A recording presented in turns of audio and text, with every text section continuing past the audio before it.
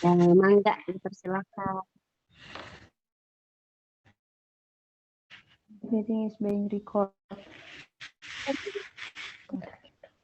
Sama Wahima. Kan itu Pak Bunda. Chef.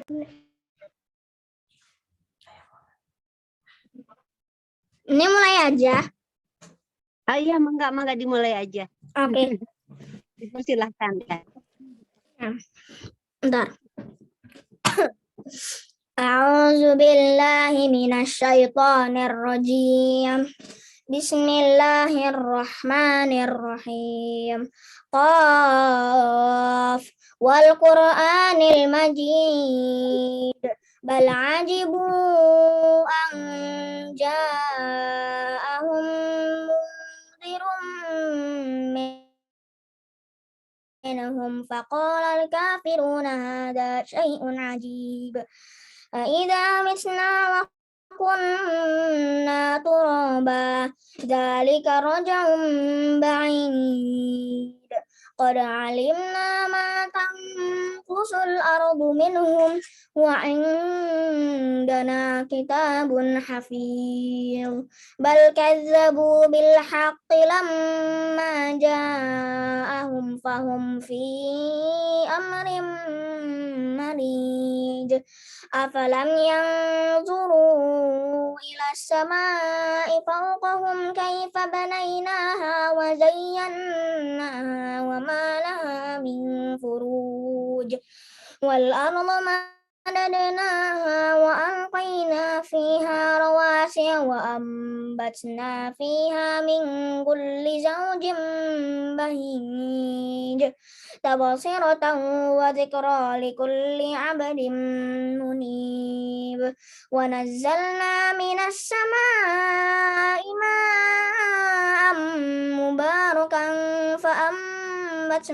fa'ambatna bihi jannatin wa habbal hasid. والنخل باسقات لها طلع نضيد رزقا للعباد وأحيينا به بلدة ميتا كذلك الخروج كذبت قبلهم قوم نوح وأصحاب الرس وثمود وعاد وفرعون وإخوان لوط وأصحاب الأيكة وقوم تبع كل كذب الرسل فحق وعيد أفعينا بالخلق الأول بل هم في لبس من خلق جديد. Sadaqallahul azim. Masya Allah, barakallahu fiik. Terima kasih banyak ya, Bibing, atas pembacaan ayat suci Al-Qur'annya. Insya Allah menambah keberkahan majelis kita kali ini dengan pembacaan ayat Al-Qur'an yang dibacakan oleh Bibing. Suaranya jernih dan lancar sekali ya. Sebentar, ada intermezzo.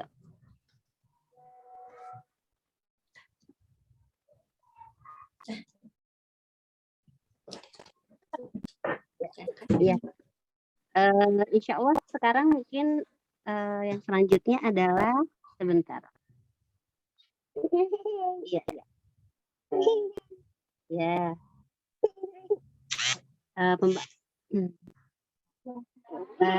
Kita akan sebelum dimulai acaranya, saya bacakan dulu MC CV dari Teh Patra ya. Insya Allah mungkin sudah pada banyak yang kenal, tapi tidak apa-apa, kita coba bacakan kembali CV-nya, bisa dilihat di layar. Insya Allah kelihatan ya kakak-kakak. Ini saya bacakan lagi. Nama Yuria Pratiwi Cleopatra. Oh, belum keluar? Alamat dan Pamekasan nomor 2. Udah share screen? Udah keluar belum, Teh? Belum, Teh. Belum. Ya. Belum. Oh, belum. Belum muncul. Kok belum muncul? Tadi sebentar.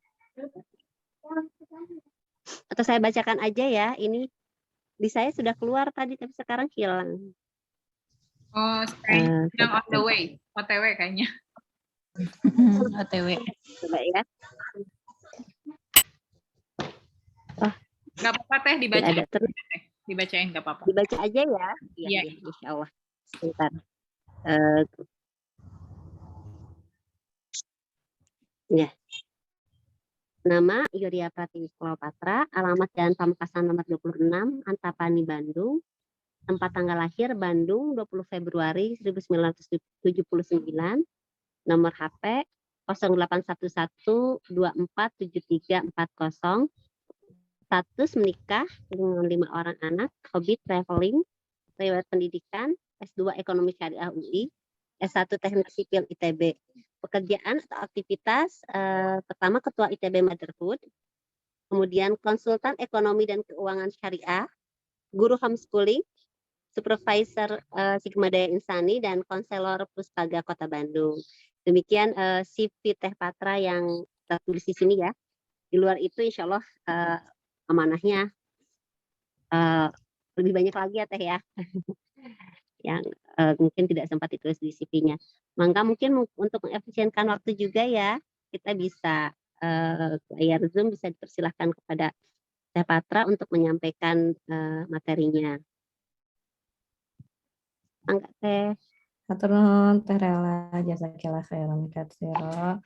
Masya Allah, tabarakallah, alhamdulillahirabbil alamin, alhamdulillahilladzi arsala rasulahu bil huda wa dinil haq liyudhhirahu 'ala dini kulli wa kafa billahi syahida. Asyhadu an la ilaha illallah wahdahu la syarikalah wa asyhadu anna Muhammadan abduhu wa rasuluhu la nabiyya ba'dah.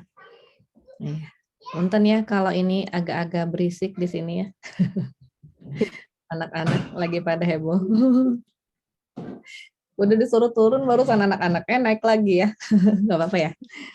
Ya, alhamdulillah, masya Allah, insya Allah ya beberapa hari lagi kita akan segera berjumpa dengan bulan yang sudah kita nanti-nantikan ya, selama beberapa bulan ke belakang. Rasanya sudah tidak sabar nih ya untuk menghitung mundur jam-jam yang insya Allah akan masih harus kita lewati lagi sampai akhirnya kita bisa berjumpa lagi dengan bulan Ramadan tahun ini. Dan kita juga masih harus banyak berdoa kepada Allah Subhanahu wa Ta'ala supaya kita diberikan kesempatan bulan ini menjadi Ramadan yang terindah bagi kita, dan kita ingin bulan ini kita bisa mempersiapkan diri kita sebaik-baiknya, kemudian kita juga bisa memanfaatkan segala janji ya, memanfaatkan segala pahala, segala kebaikan, segala kemudahan, segala kemurahan yang diberikan oleh Allah Subhanahu wa Ta'ala kepada kita semua umat Islam. Dan kita bisa keluar dari Ramadan ini dalam keadaan puas, bahagia ya. Tidak ada rasa menyesal, tidak ada rasa sedih, tidak ada rasa duka ya. Tapi kita semua merasa bahagia, merasa senang karena kita sudah bisa melakukan yang terbaik di bulan ini insya Allah. Ya, pertama-tama ini juga mohon maaf ya karena jadinya harus kirim link satu persatu ya, agak-agak nyusahin emang ya, nyusahin peserta dan nyusahin panitia juga. Tapi memang beberapa kali agenda yang sempat diikuti oleh teman-teman itu melaporkan adanya orang-orang yang tidak bertanggung jawab masuk ke kajian-kajian keislaman ya, kemudian melakukan aktivitas-aktivitas tercela ya, yang naudzubillah min dzalik. Mudah-mudahan Allah Subhanahu wa Ta'ala memberikan peringatan kepada dia dan melindungi kita semua dari kejahatan orang-orang yang berbuat jahat insyaallah. Jadi mohon maaf dan mohon kesabarannya ya. Alhamdulillah buat teman-teman yang udah bergabung di sini, mudah-mudahan nggak kapok ya. Karena memang beginilah resiko resiko kita menggunakan media online yang sulit memang diverifikasi.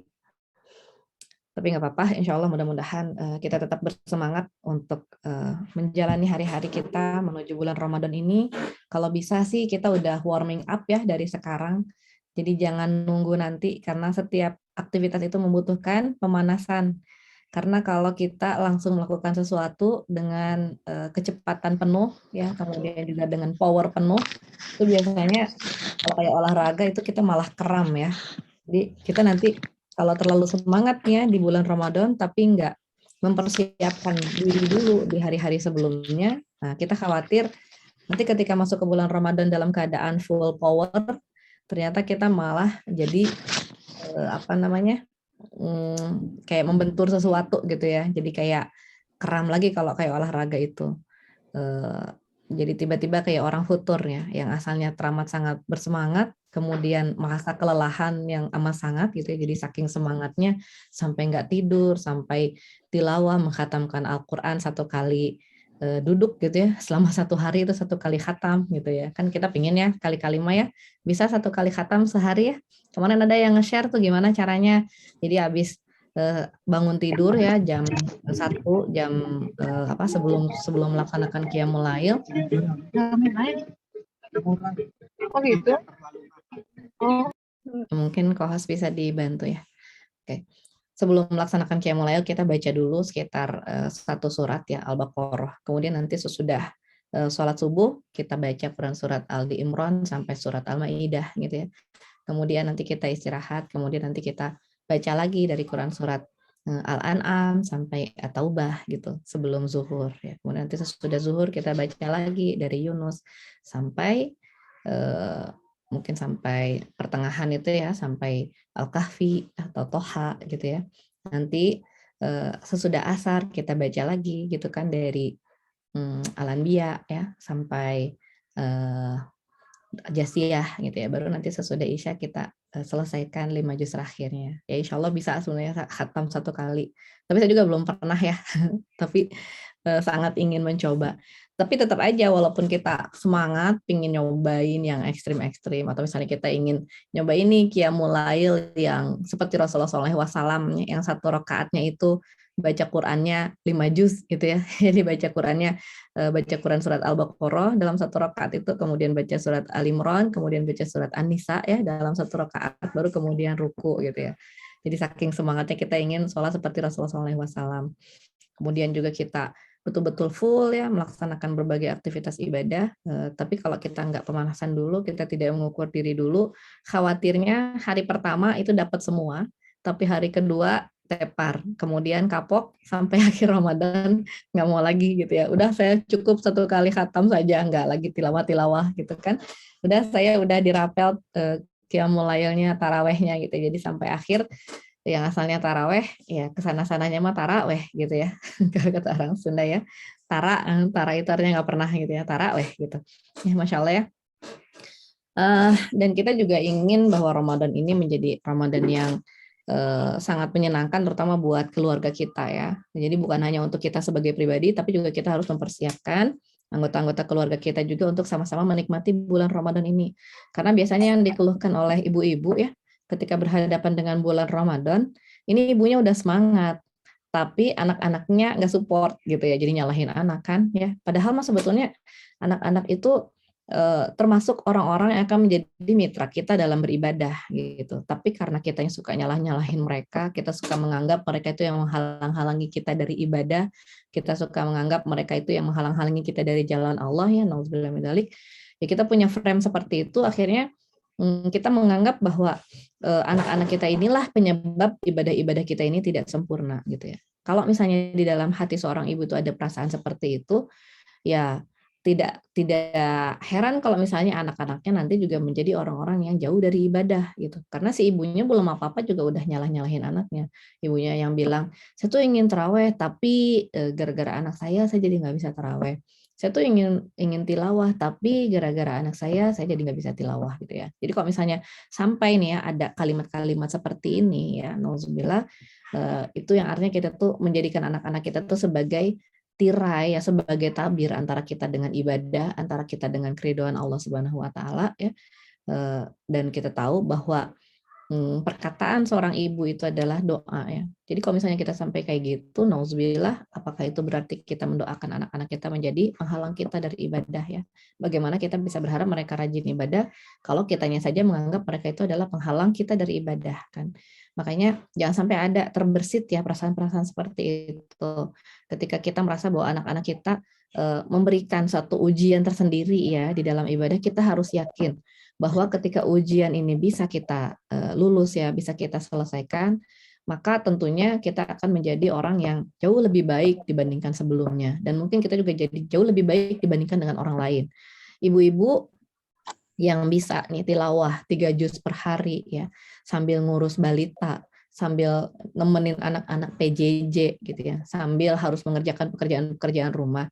Tentunya di sisi Allah Subhanahu wa taala lebih mulia ya dibandingkan seseorang yang enggak digangguin sama siapa-siapa gitu ya. Kayak misalnya saya anak-anaknya udah gede-gede gitu ya. Bahkan yang paling kecil Deisan itu udah bisa ngaji sendiri gitu ya. Udah nggak ada ceritanya saya lagi ngaji terus tiba-tiba Deisan datang lewat-lewat itu ya, terus narik-narik Quran yang sedang saya baca, terus tiba-tiba nyobek-nyobekin Quran tuh udah nggak ada cerita-cerita seperti itu. Dulu waktu Deisan masih kecil, masih 1 tahun mungkin pernah kayak gitu, tapi kalau sekarang udah 5 tahun nggak ada lagi ceritanya kayak gitu. Yang ada adalah ketika saya duduk untuk tilawah, Bibing duduk juga untuk tilawah, Deisan juga duduk untuk tilawah, dan kita sama-sama balapan gitu ya.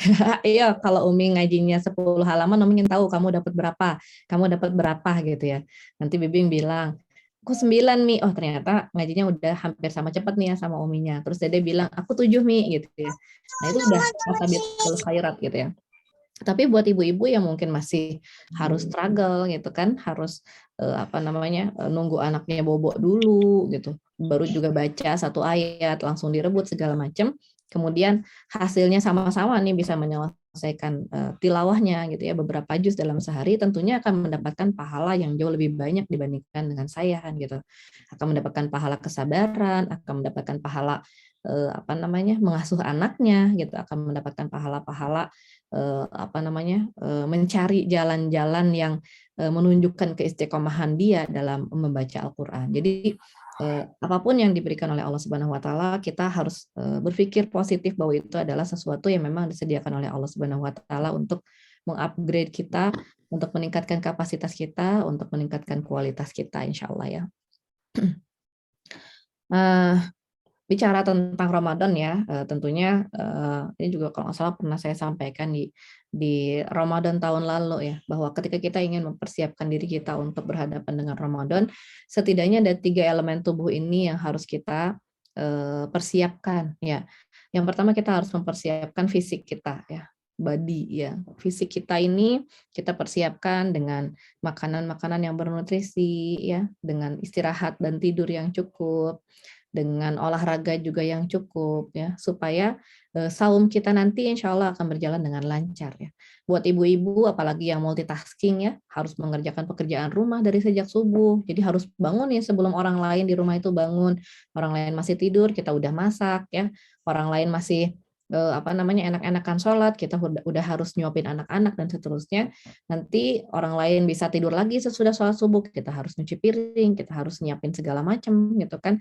Nanti orang lain bisa main-main, bisa tidur lagi sore gitu ya, karena kan ibadahnya orang yang saum itu tidur ya, bukan, tidurnya orang yang saum itu ibadah gitu. Jadi kadang-kadang lihat anak-anak siang tidur, malam tidur, sore tidur, pagi tidur gitu, ibadahnya tidur mulu gitu kan. Nah ibu-ibu mah boro-boro bisa kayak gitu ya, ibu-ibu mah harus mengerjakan banyak hal. Jadi mau nggak mau emang fisik ibu-ibu itu harus dipersiapkan sedemikian rupa gitu ya, supaya ketika berhadapan dengan bulan Ramadan itu kita nggak kaget tubuhnya ya, dan bisa melaksanakan ibadahnya dengan baik ya. Terutama juga masalah hormonal ya. Jadi mungkin ada teman-teman yang pernah berpengalaman ya ketika bertemu dengan bulan Ramadan ini, baru juga beberapa kali saum, itu kemudian ada gangguan secara hormonal ya, dan ini sesuatu hal yang memang sangat wajar terjadi. Ya, ada yang bocor.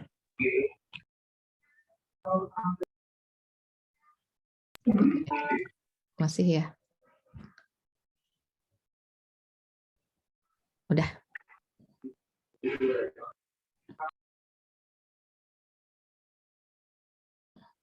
Oke ya.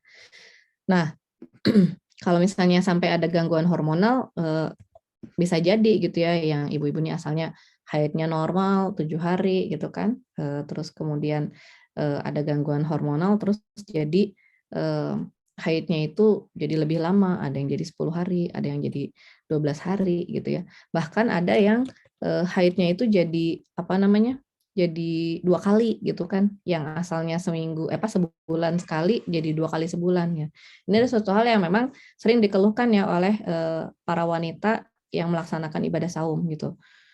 Tapi ketika kita bisa menjaga ya, mempersiapkan diri kita supaya bisa lebih fit ya, mudah-mudahan gangguan hormonal itu juga tidak terjadi. Jadi ya kita normal-normal aja gitu seperti biasa ya, haid sekali sebulan 7 hari ya maksimal dan seterusnya.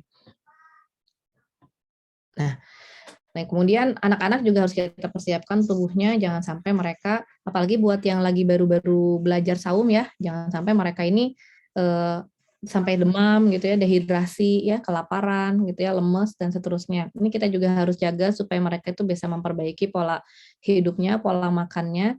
Perhatikan juga ya asupan-asupan yang akan yang dibutuhkan oleh anak-anak kita, jangan sampai ketika buka kita membiarkan mereka makan segala sesuatu sampai perutnya ngerasa nggak enak ya, dan ketika sahur jangan sampai kita menuruti keinginan mereka untuk malas makan gitu. Jadi kita emang harus jaga banget kondisi keluarga kita, tubuhnya.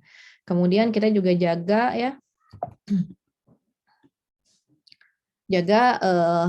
ilmu kita persiapkan ilmu kita untuk mendampingi keluarga kita dalam melaksanakan ibadah-ibadah di bulan Ramadan.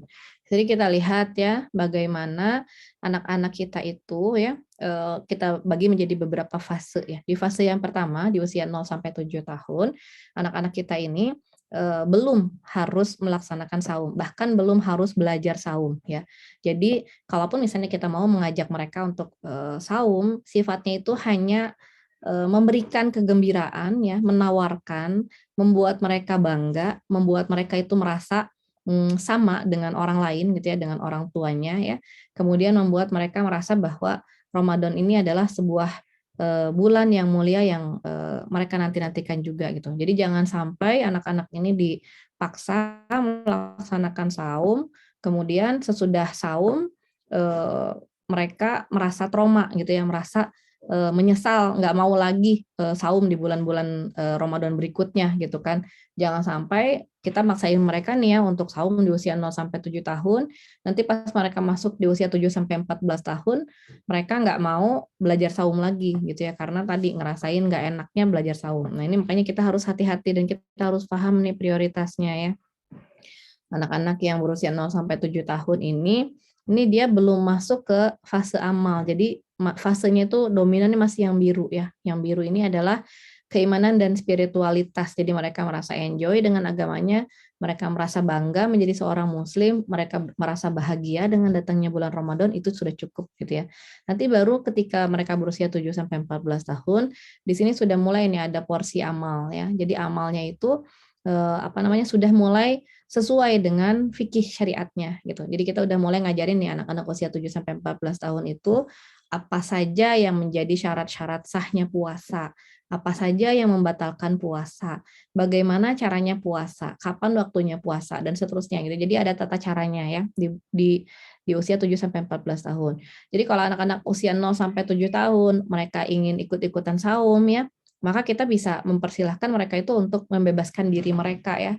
Kalau misalnya mau saum setengah hari boleh ya. Misalnya mereka ikut bangun sahur subuh-subuh, terus kemudian jam 8 minta buka gitu ya, atau jam 10 pagi minta sarapan gitu, minta berhenti saumnya, ya udah nggak apa-apa. Nanti mau diterusin lagi saumnya nggak apa-apa juga gitu ya. Atau misalnya sebaliknya ya, anak-anak ini baru sarapan seperti biasa ya jam 7 misalnya atau jam 8, kemudian dia baru memulai sahurnya sesudah sarapan jam 8 itu gitu ya sampai maghrib, itu juga sesuatu yang diperbolehkan ya. Kalau misalnya sempat nih ya ada yang bilang nggak boleh karena nggak sah. Ya karena memang kita tidak sedang mencari sahnya saum ya di anak-anak ini. Jadi emang sifatnya hanya latihan saja. Kalau dibilang saumnya nggak sah, ya emang nggak sah gitu kan. Emang mereka itu belum saum pada hakikatnya. Tapi bukan berarti mereka tidak boleh belajar. Bahkan Rasulullah SAW juga pernah mengajari para sahabatnya untuk melaksanakan saum gitu ya. Jadi dalam salah satu hadis, ini saya bacain ya hadisnya ya.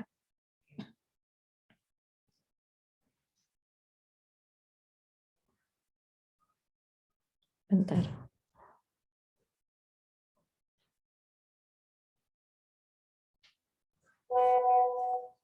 Saya bacakan ya hadisnya. Nabi SAW mengutus seseorang pada pagi hari di hari Asyura ya, pada 10 Muharram ke salah satu perkampungan Ansor untuk mengumumkan, barang siapa yang tidak berpuasa di pagi hari, maka hendaklah ia sempurnakan sisa hari ini dengan berpuasa ya. Jadi untuk sahabat-sahabat yang dari pagi itu udah makan, yang nggak berpuasa, maka sisa setengah harinya itu hendaklah para sahabat ini berpuasa. Barang siapa yang berpuasa di pagi harinya, tetaplah dia berpuasa sampai sore harinya. Jadi di sini Rasulullah juga mengajarkan gitu ya, bahwa puasa setengah hari itu ya boleh-boleh saja gitu ya, kenapa enggak gitu. Kemudian kami berpuasa setelah itu. Lalu kami mengajak anak-anak kami untuk berpuasa. Kami membuatkan untuk mereka mainan dari bulu. Jika saat puasa mereka ingin makan, maka kami berikan pada mereka mainan tersebut. Akhirnya mereka terus terhibur sehingga mereka menjalankan puasa hingga waktu berbuka gitu ya. Ininya jadi orang dewasanya saja itu boleh ya puasa setengah hari, apalagi anak-anaknya. Dan kalau misalnya mereka masih bisa kita hibur, masih bisa kita berikan pengalihan perhatian gitu ya. Nanti kita akan bicara tentang aktivitas-aktivitas apa saja yang bisa kita lakukan untuk mengalihkan perhatian anak-anak kita dari rasa lapar dan dahaga mereka. Maka insya Allah itu akan menjadi salah satu program latihan yang baik ya. Tapi kalau misalnya ternyata sesudah dilatih akhirnya mereka juga tetap pingin haus, lapar gitu ya, nggak tahan dengan saum, maka ketika mereka ingin berbuka maka kita perbolehkan mereka untuk berbuka ya. Nah kemudian di usia akil balik harusnya anak-anak ini sudah bukan hanya bisa saum untuk diri mereka sendiri, tapi mereka juga sudah mau memfasilitasi orang lain untuk bisa melaksanakan saum bersama-sama ya. Jadi jangan sampai misalnya di sini kita punya anak-anak yang udah gede, udah balik misalnya ya, terus ada adiknya baru prakondisi atau baru tamyiz gitu. Terus si kakak ini ngejek-ngejekin adiknya gitu ya, yang puasanya nggak bener lah, yang puasanya setengah hari gitu ya, yang puasanya belum sesuai dengan syariat gitu kan, sehingga anak-anak itu nangis, anak-anak itu berantem ya. Nah ini di usia anak-anak yang sudah balik ini pada hakikatnya mereka tuh seharusnya sudah bisa memfasilitasi supaya adik-adiknya ini bisa melaksanakan saum gitu ya. Mereka sudah sampai kepada fase bahwa saya harus bisa mensupport adik saya untuk saum. Jadi ketika misalnya adiknya ngambek gitu ya, atau adiknya pingin buka, si kakak ini merasa bertanggung jawab untuk mendukung adiknya, memfasilitasi adiknya. Jadi dia ngajakin adiknya main, dia bacain buku ya untuk adiknya, dia ngajakin adiknya nonton misalnya ya. Jadi ada suatu aktivitas yang dilakukan oleh si kakak untuk membantu adiknya ini untuk bisa melaksanakan saum dengan sempurna. Jadi bukan malah diejek-ejekin gitu ya ketika adiknya nangis. Jangan sampai si kakaknya itu mengejek, mengatakan kamu lemah, kamu cengeng gitu ya. Tapi sebaliknya justru ketika si adik ini merengek, si kakak ini membantu supaya adiknya bisa melaksanakan ibadah dengan lebih sempurna lagi ya. Kemudian ini ada tahapan pendidikan anak ya, insya Allah ini juga udah sering kita bahas ya, bahwa anak-anak di usia dini itu kita perbolehkan untuk melakukan hal-hal secara fleksibel ya, ibadah mereka itu sesuka hati mereka saja, yang penting mereka happy gitu. Baru nanti di usia 0 sampai 7 sampai 14 tahun kita ajarkan tata tertibnya karena mereka sudah bisa memahami aturan, mereka sudah bisa memahami perintah, mereka sudah bisa memahami ajaran-ajaran yang diberikan ya kepada mereka. Kemudian di sini ada peran orang tua ya dalam pendidikan anak-anak, terutama terkait dengan ibadah saum di bulan Ramadan ya. Yang pertama, orang tua ini harus dipastikan bisa menjadi pengayom ya. Jadi orang tua ini harus berada di sisi yang sama ya, di pihak yang sama dengan anak-anaknya. Jangan sampai orang tua ini menjadi musuh ya, menjadi musuh bersama anak-anaknya ya. Jangan sampai misalnya anak-anaknya ini lagi melaksanakan ibadah saum, terus mereka menjadi terganggu ya oleh orang tua mereka gitu ya, orang tua yang marah-marah, orang tua yang emosi gitu ya, orang tua yang menyuruh mereka melakukan banyak hal gitu ya, orang tua yang membuat mereka itu merasa kesal gitu ya karena sering memaksa-maksa mereka untuk melakukan sesuatu yang mereka nggak mau gitu. Jadi orang tua ini harus bisa menjadi pengayom untuk anak-anaknya. Kita harus ingat ya bahwa memfasilitasi seseorang untuk bisa melaksanakan ibadahnya dengan baik ya, itu adalah salah satu ya cara kita untuk mendapatkan pahala dari Allah Subhanahu wa taala. Jadi kita memudahkan orang lain untuk melakukan ibadah itu adalah salah satu salah satu amalan yang paling disukai oleh Allah Subhanahu wa taala ya, memudahkan orang lain untuk melaksanakan ibadah. Jadi ketika kita menjadi orang tua, kita usahakan untuk memudahkan ya anak-anak kita gitu ya, untuk bisa melaksanakan ibadah gitu. Kita mudahkan mereka untuk berbuka ya, kita mudahkan mereka untuk sahur ya. Walaupun misalnya anak-anak ini mungkin udah bisa masak sendiri, anak-anak ini udah bisa menyiapkan diri mereka sendiri gitu ya. Tapi kalau misalnya memungkinkan, kita memudahkan orang lain ya, kita menyiapkan semuanya, kita menyiapkan sahurnya, kita menyiapkan bukanya. Juga termasuk juga untuk anak-anak yang sedang belajar saum. Ya, kita tadi memfasilitasi anak-anak kita untuk mereka itu merasa nyaman dalam saumnya ya. Termasuk ketika mereka tadi merasa lapar, haus, kita harus bisa membujuk mereka, kita harus bisa memotivasi mereka, kita harus bisa menyenangkan mereka, menghibur mereka gitu ya. Seperti yang dicontohkan oleh para sahabat dengan memberikan mainan bulu-bulu tadi ya.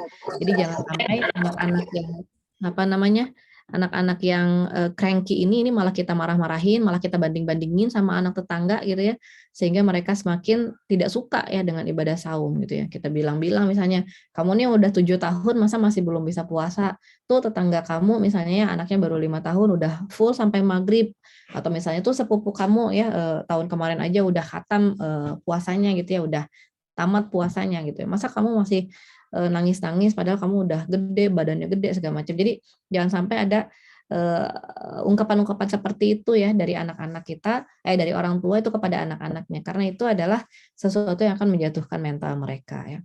Kemudian orang tua ini harus menjadi teladan. Kalau kita ingin anak-anak kita banyak beribadah di bulan Ramadan, maka kita sebagai orang tua juga harus memperbanyak ibadah di bulan Ramadan gitu ya. Kalau misalnya kita ingin anak-anak kita lebih banyak tilawah, anak-anak kita lebih banyak sedekah ya, anak-anak kita lebih banyak sholat malam, sholat sunnah ya, maka orang tua harus bisa menjadi contoh ya, orang tua harus bisa menjadi role model ya. Karena ini juga pernah ya dilakukan oleh Rasulullah SAW. Jadi ketika dalam perjanjian Hudaibiyah beliau memerintahkan kepada para sahabat untuk bertahalul kemudian memotong kambing ya. Ternyata sahabat-sahabat waktu itu yang lagi kesel pada nggak mau mengikuti Rasulullah SAW gitu ya. Jadi ketika Rasulullah merintahkan mereka untuk memotong sembelihannya, para sahabat ini pada diem aja. Turun rambut, para sahabat ini juga diem aja. Gitu.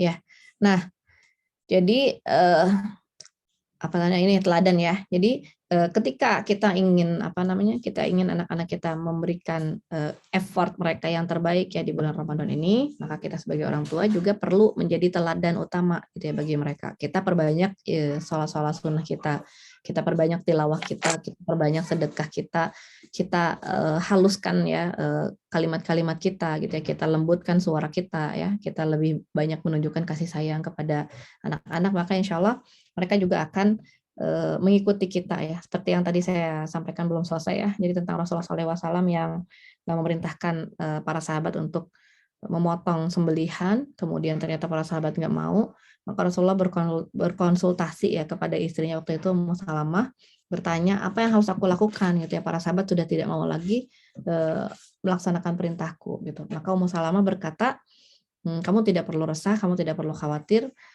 silakan kamu keluar saja, kamu mencukur rambutmu sendiri, kemudian kamu menyembelih sembelihan kamu sendiri gitu ya. Maka Rasulullah nggak bilang apa-apa lagi sama para sahabat, tapi hanya langsung melaksanakan itu gitu ya. Dan melihat Rasulullah SAW menyembelih, kemudian melihat Rasulullah SAW bercukur, maka para sahabat pun otomatis ngikutin mereka gitu ya, ngikutin Rasulullah. Jadi anak-anak juga seperti itu. Kalau kita ngomong lagi gitu ya, mungkin mereka akan bosen ya dengar omongan kita, atau malah menutup kuping gitu ya karena merasa terganggu. Tapi kalau kita memberikan contoh dan teladan, insya Allah mereka juga akan mengikuti kita ya.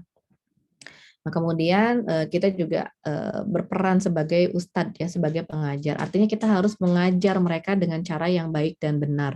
Kita harus tahu ilmunya ya.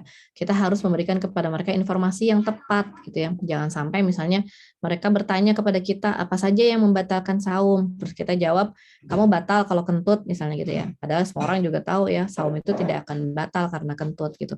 Jadi kita harus mengajarkan ya kepada anak-anak kita ini ilmu yang benar ya, ilmu yang tepat gitu. Jangan sampai karena ketidaktahuan kita akhirnya kita malah mengajarkan hal-hal yang tidak jelas ya kepada anak-anak kita gitu ya. Kayak misalnya kita ngajarin hal-hal yang di dalam dalilnya sendiri itu nggak ada gitu ya, nggak ada dalilnya gitu. Kayak misalnya dalil untuk apa namanya, botram dan munggahan menjelang bulan Ramadan ya, pesta-pesta makan-makan itu kan udah jelas nggak ada dalilnya. Tapi karena orang bertahun-tahun melakukannya ya, jadi tradisi sebelum Ramadan itu ada munggahan dulu makan-makan. Nah, akhirnya orang tua jadi seolah-olah mewajibkan itu kepada anak-anaknya gitu ya, apa namanya, mengajarkan itu kepada anak-anaknya. Sementara esensi dari Ramadan itu sendiri itu tidak diajarkan kepada anak-anak ya. Nah, kemudian yang terakhir ini orang tua berperan sebagai qaid ya atau pemimpin kepada anak-anaknya. Jadi orang tua ini yang memberikan arahan, orang tua yang melayani ya, orang tua yang memberikan motivasi, orang tua juga yang memberikan apa namanya solusi-solusi ya ketika terjadi permasalahan-permasalahan dalam melaksanakan ibadah saum gitu ya. Jadi orang tua yang memberikan alternatif-alternatif ya, orang tua juga yang membantu ya supaya anak-anaknya itu bisa melaksanakan saum dengan sempurna gitu. Jadi harus bisa menjadi seorang pemimpin ya, yang pemimpin yang bijaksana, itu bukan pemimpin yang otoriter. Jadi jangan sampai kita memaksakan anak-anak kita melakukan sesuatu di luar kemampuannya ya. Nah, ini perannya. Jadi kalau misalnya nanti di apa namanya di bulan Ramadan gitu ya, siapa sih yang harus menemani anak? Nah, di usia 0 sampai 7 tahun ini yang biru, yang hijau muda ini, yang toska ini adalah perannya ibu ya. Jadi kita bisa lihat untuk anak-anak yang baru mulai belajar saum, mereka berusia 0 sampai 7 tahun, mau nggak mau emang kita sebagai ibunya nih ya yang harus lebih banyak turun gitu ya, lebih banyak apa namanya menyamankan mereka, menghibur mereka gitu ya. Karena para ayah memang biasanya nggak terlalu bisa sabar ya berhadapan dengan rengekan anak-anak gitu ya. Jadi kalau misalnya anak-anak kita mulai marah-marah, anak-anak kita mulai kesel gitu ya karena mereka lapar, karena mereka haus, akhirnya mereka jadi emosi, kita jangan berharap ayahnya itu bisa menghibur gitu ya. Kita jangan apa namanya ayahnya itu bisa memahami gitu, karena memang pada hakikatnya anak-anak usia 0 sampai 7 tahun itu lebih lekat dengan ibunya biasanya gitu ya. Sehingga memang ibunya yang tahu gitu ya. Gimana sih harusnya apa namanya menghibur si anak gitu kan. Kadang-kadang ibu-ibu suka marah nih ya. Udah dititipin ke bapaknya ternyata si bapaknya ini malah salah gitu ya, malah salah dalam memberikan respon gitu kan. Anaknya yang marah-marah sama bapaknya itu malah dibentak-bentak misalnya, atau sama bapaknya itu malah di apa namanya disuruh-suruh untuk melakukan sesuatu yang lain sehingga si anak ini malah tambah marah gitu. Jadi di usia 0 sampai 7 tahun ya kita juga sebagai ibu harus banyak bersabar karena memang ini adalah porsinya kita nih yang lebih banyak. Nanti di usia 7 sampai 14 tahun ketika mereka mulai belajar tentang tata cara, tentang syariat, tentang bagaimana melakukan sesuatu dengan baik dan benar sesuai dengan tuntunan Rasulullah SAW, maka kita bisa berbagi peran ya dengan dengan rata dengan kepada para ayah nih gitu ya. Jadi sama-sama kalau misalnya kita nggak tahu nih dalilnya apa, kita nggak tahu nih contohnya apa, kita bisa serahkan anak kita kepada ayahnya gitu ya. Silahkan kamu tanya sama bapak, insya Allah bapak lebih paham dan seterusnya. Jadi di usia 7 sampai 14 tahun memang anak-anak itu biasanya lebih bisa lebih menerima gitu ya kepada ibunya dan bapaknya secara bersama-sama gitu ya. Nah, kemudian nanti kita akan berusaha untuk mencari nih ya aktivitas-aktivitas apa yang kira-kira cocok ya untuk anak-anak kita. Di sini kita akan sesuaikan dengan fase-fase usia gitu, karena tentunya aktivitas untuk kakaknya yang usianya sudah di atas 10 tahun pasti berbeda dengan aktivitas untuk adiknya yang usianya baru 5 tahun, dan pasti akan berbeda juga dengan bayi yang baru berusia 2 tahun atau 1 tahun gitu ya. Nah, bagaimana cara kita mencari mencari aktivitas yang baik ya Itu sebetulnya kalau kita bisa memahami 5K pendidikan ini, itu akan jauh lebih mudah buat kita gitu. Jadi ketika kita melakukan sesuatu atau mengajak anak kita untuk melakukan satu aktivitas, kita harus tahu dulu ini lagi mau ngapain nih, goalnya apa gitu ya. Kita ngerjain ini tuh jangan cuma sekedar untuk membunuh waktu saja gitu ya, tapi kita memahami bahwa ini dalam rangka memberikan pendidikan kepada mereka. Kayak misalnya kita mau apa namanya mengisi waktu misalnya sambil bermain board game misalnya. Nah, kita juga harus bisa paham ya, main board game ini jangan cuman jadi main yang cuman ngabisin waktu doang gitu ya. Atau cuman sekedar ketawa-ketawa nggak jelas, hiburan-hiburan nggak jelas. Tapi kita harus paham bahwa ini adalah salah satu bagian dari proses pendidikan yang akan kita sampaikan kepada anak-anak. Maka di sini nanti ada konten ya. Ketika main board game itu sebetulnya banyak banget ya yang kita bisa ajarkan nih kepada anak-anak kita. Misalnya ya, kalau misalnya kita main board game-nya itu monopoli, misalnya ya, kalau monopolinya yang zaman dulu yang ada kota-kotanya, kita bisa sambil menceritakan nih tentang kota-kota ya kepada anak-anak kita. Ada apa di Jogja, ada apa di Brastagi gitu ya, ada apa di kota-kota Solo gitu ya, ada apa, kenapa yang ini warnanya harus sama karena dia berada dalam suatu tempat yang berdekatan dan seterusnya gitu. Atau misalnya kita ngajarin anak-anak kita nih untuk bikin percobaan gitu ya, bikin percobaan sains ya. Nanti kita juga akan ngajarin mereka apa yang bisa mereka pahami dari pelajaran percobaan yang sedang dibuat tersebut gitu ya. Dan apa yang bisa diambil hikmahnya dari aktivitas-aktivitas yang kita lakukan gitu. Jadi ada kontennya ya yang disesuaikan dengan kebutuhan anak. Nanti kita akan kasih contohnya beberapa ya. Kemudian kita juga sesuaikan dengan karakter anak gitu ya. Ada anak yang senangnya itu memang main fisik gitu ya, ada anak yang senangnya lari, loncat, ada anak itu yang lebih cocok kalau modelnya itu membaca ya, modelnya itu bercerita gitu ya, dia lebih cocok dengan aktivitas-aktivitas yang sifatnya verbal, banyak ngomong gitu kan. Ada lagi anak-anak yang emang lebih cocok misalnya kalau dia itu beraktivitas secara visual ya, menggambar misalnya ya, atau nonton gitu. Jadi apa yang akan kita lakukan nanti ini kita sesuaikan dengan karakter anak kita. Bisa jadi ya di rumah kita misalnya kita punya 5 anak yang berbeda-beda karakternya, maka kita harus menyiapkan 5 aktivitas yang berbeda juga untuk anak-anak kita ya. Nah, kemudian kompeten ya. Jadi ketika kita mau mencoba untuk ngajarin sesuatu ya sama anak-anak kita, ngajak mereka melakukan satu aktivitas, kita harus punya satu goal bahwa mereka itu harus mengerti sesuatu sesudah melakukan aktivitas ini gitu ya. Jadi mereka punya bekal ya, punya sesuatu yang dibawa di dalam otak mereka, di dalam memori mereka, bahwa mereka itu yang asalnya nggak paham sesuatu mereka bisa jadi paham ya. Nah, yang terakhir ini continue, jadi kita harus menjadikan ya Ramadan ini sebagai salah satu proses belajar yang menjadi menjadi bagian dari proses belajar keseluruhan ya. Jadi bukan cuma tadi ya, bukan cuma sekedar main-main aja atau bukan cuma sekedar nunggu maghrib aja, tapi ini adalah bagian dari satu proses belajar yang berkesinambungan ya. Nah, di sini ada beberapa alternatif ya aktivitas yang bisa dilakukan ya. Kalau teman-teman ada yang udah punya buku Sainsku ya dari Sigma ya. Sini ada satu buku yang judulnya percobaan-percobaan sains yang menyenangkan ya, supaya anak-anak kita juga bisa melakukan sesuatu itu selain ilmu sainsnya dapat ya, ilmu agamanya juga dapat gitu ya. Jadi keimanan mereka juga bisa bertambah. Nah, di buku Sainsku yang jilid ke berapa ini ya? Ini jilid ke pokoknya tentang mainku yang atau jilid keberapa ya, tentang main yuk ya. Main yuk ini ada 20 aktivitas yang bisa kita coba setiap hari gitu ya. Jadi hari pertama kita bisa merekam sidik jari, hari kedua kita bisa mencoba mendengarkan getaran ya, hari ketiga kita bisa menebak benda, dan ada 20 hari yang bisa kita manfaatkan ya di siang hari atau di sore hari ya, yang bisa kita lakukan gitu ya, supaya anak-anak kita ini selalu punya aktivitas yang seru dan menyenangkan setiap hari di bulan Ramadan. Jadi kalau 10 hari terakhir itu kita mau iktikaf ya, minimal di 20 hari ini kita punya alternatif aktivitas yang bisa kita manfaatkan.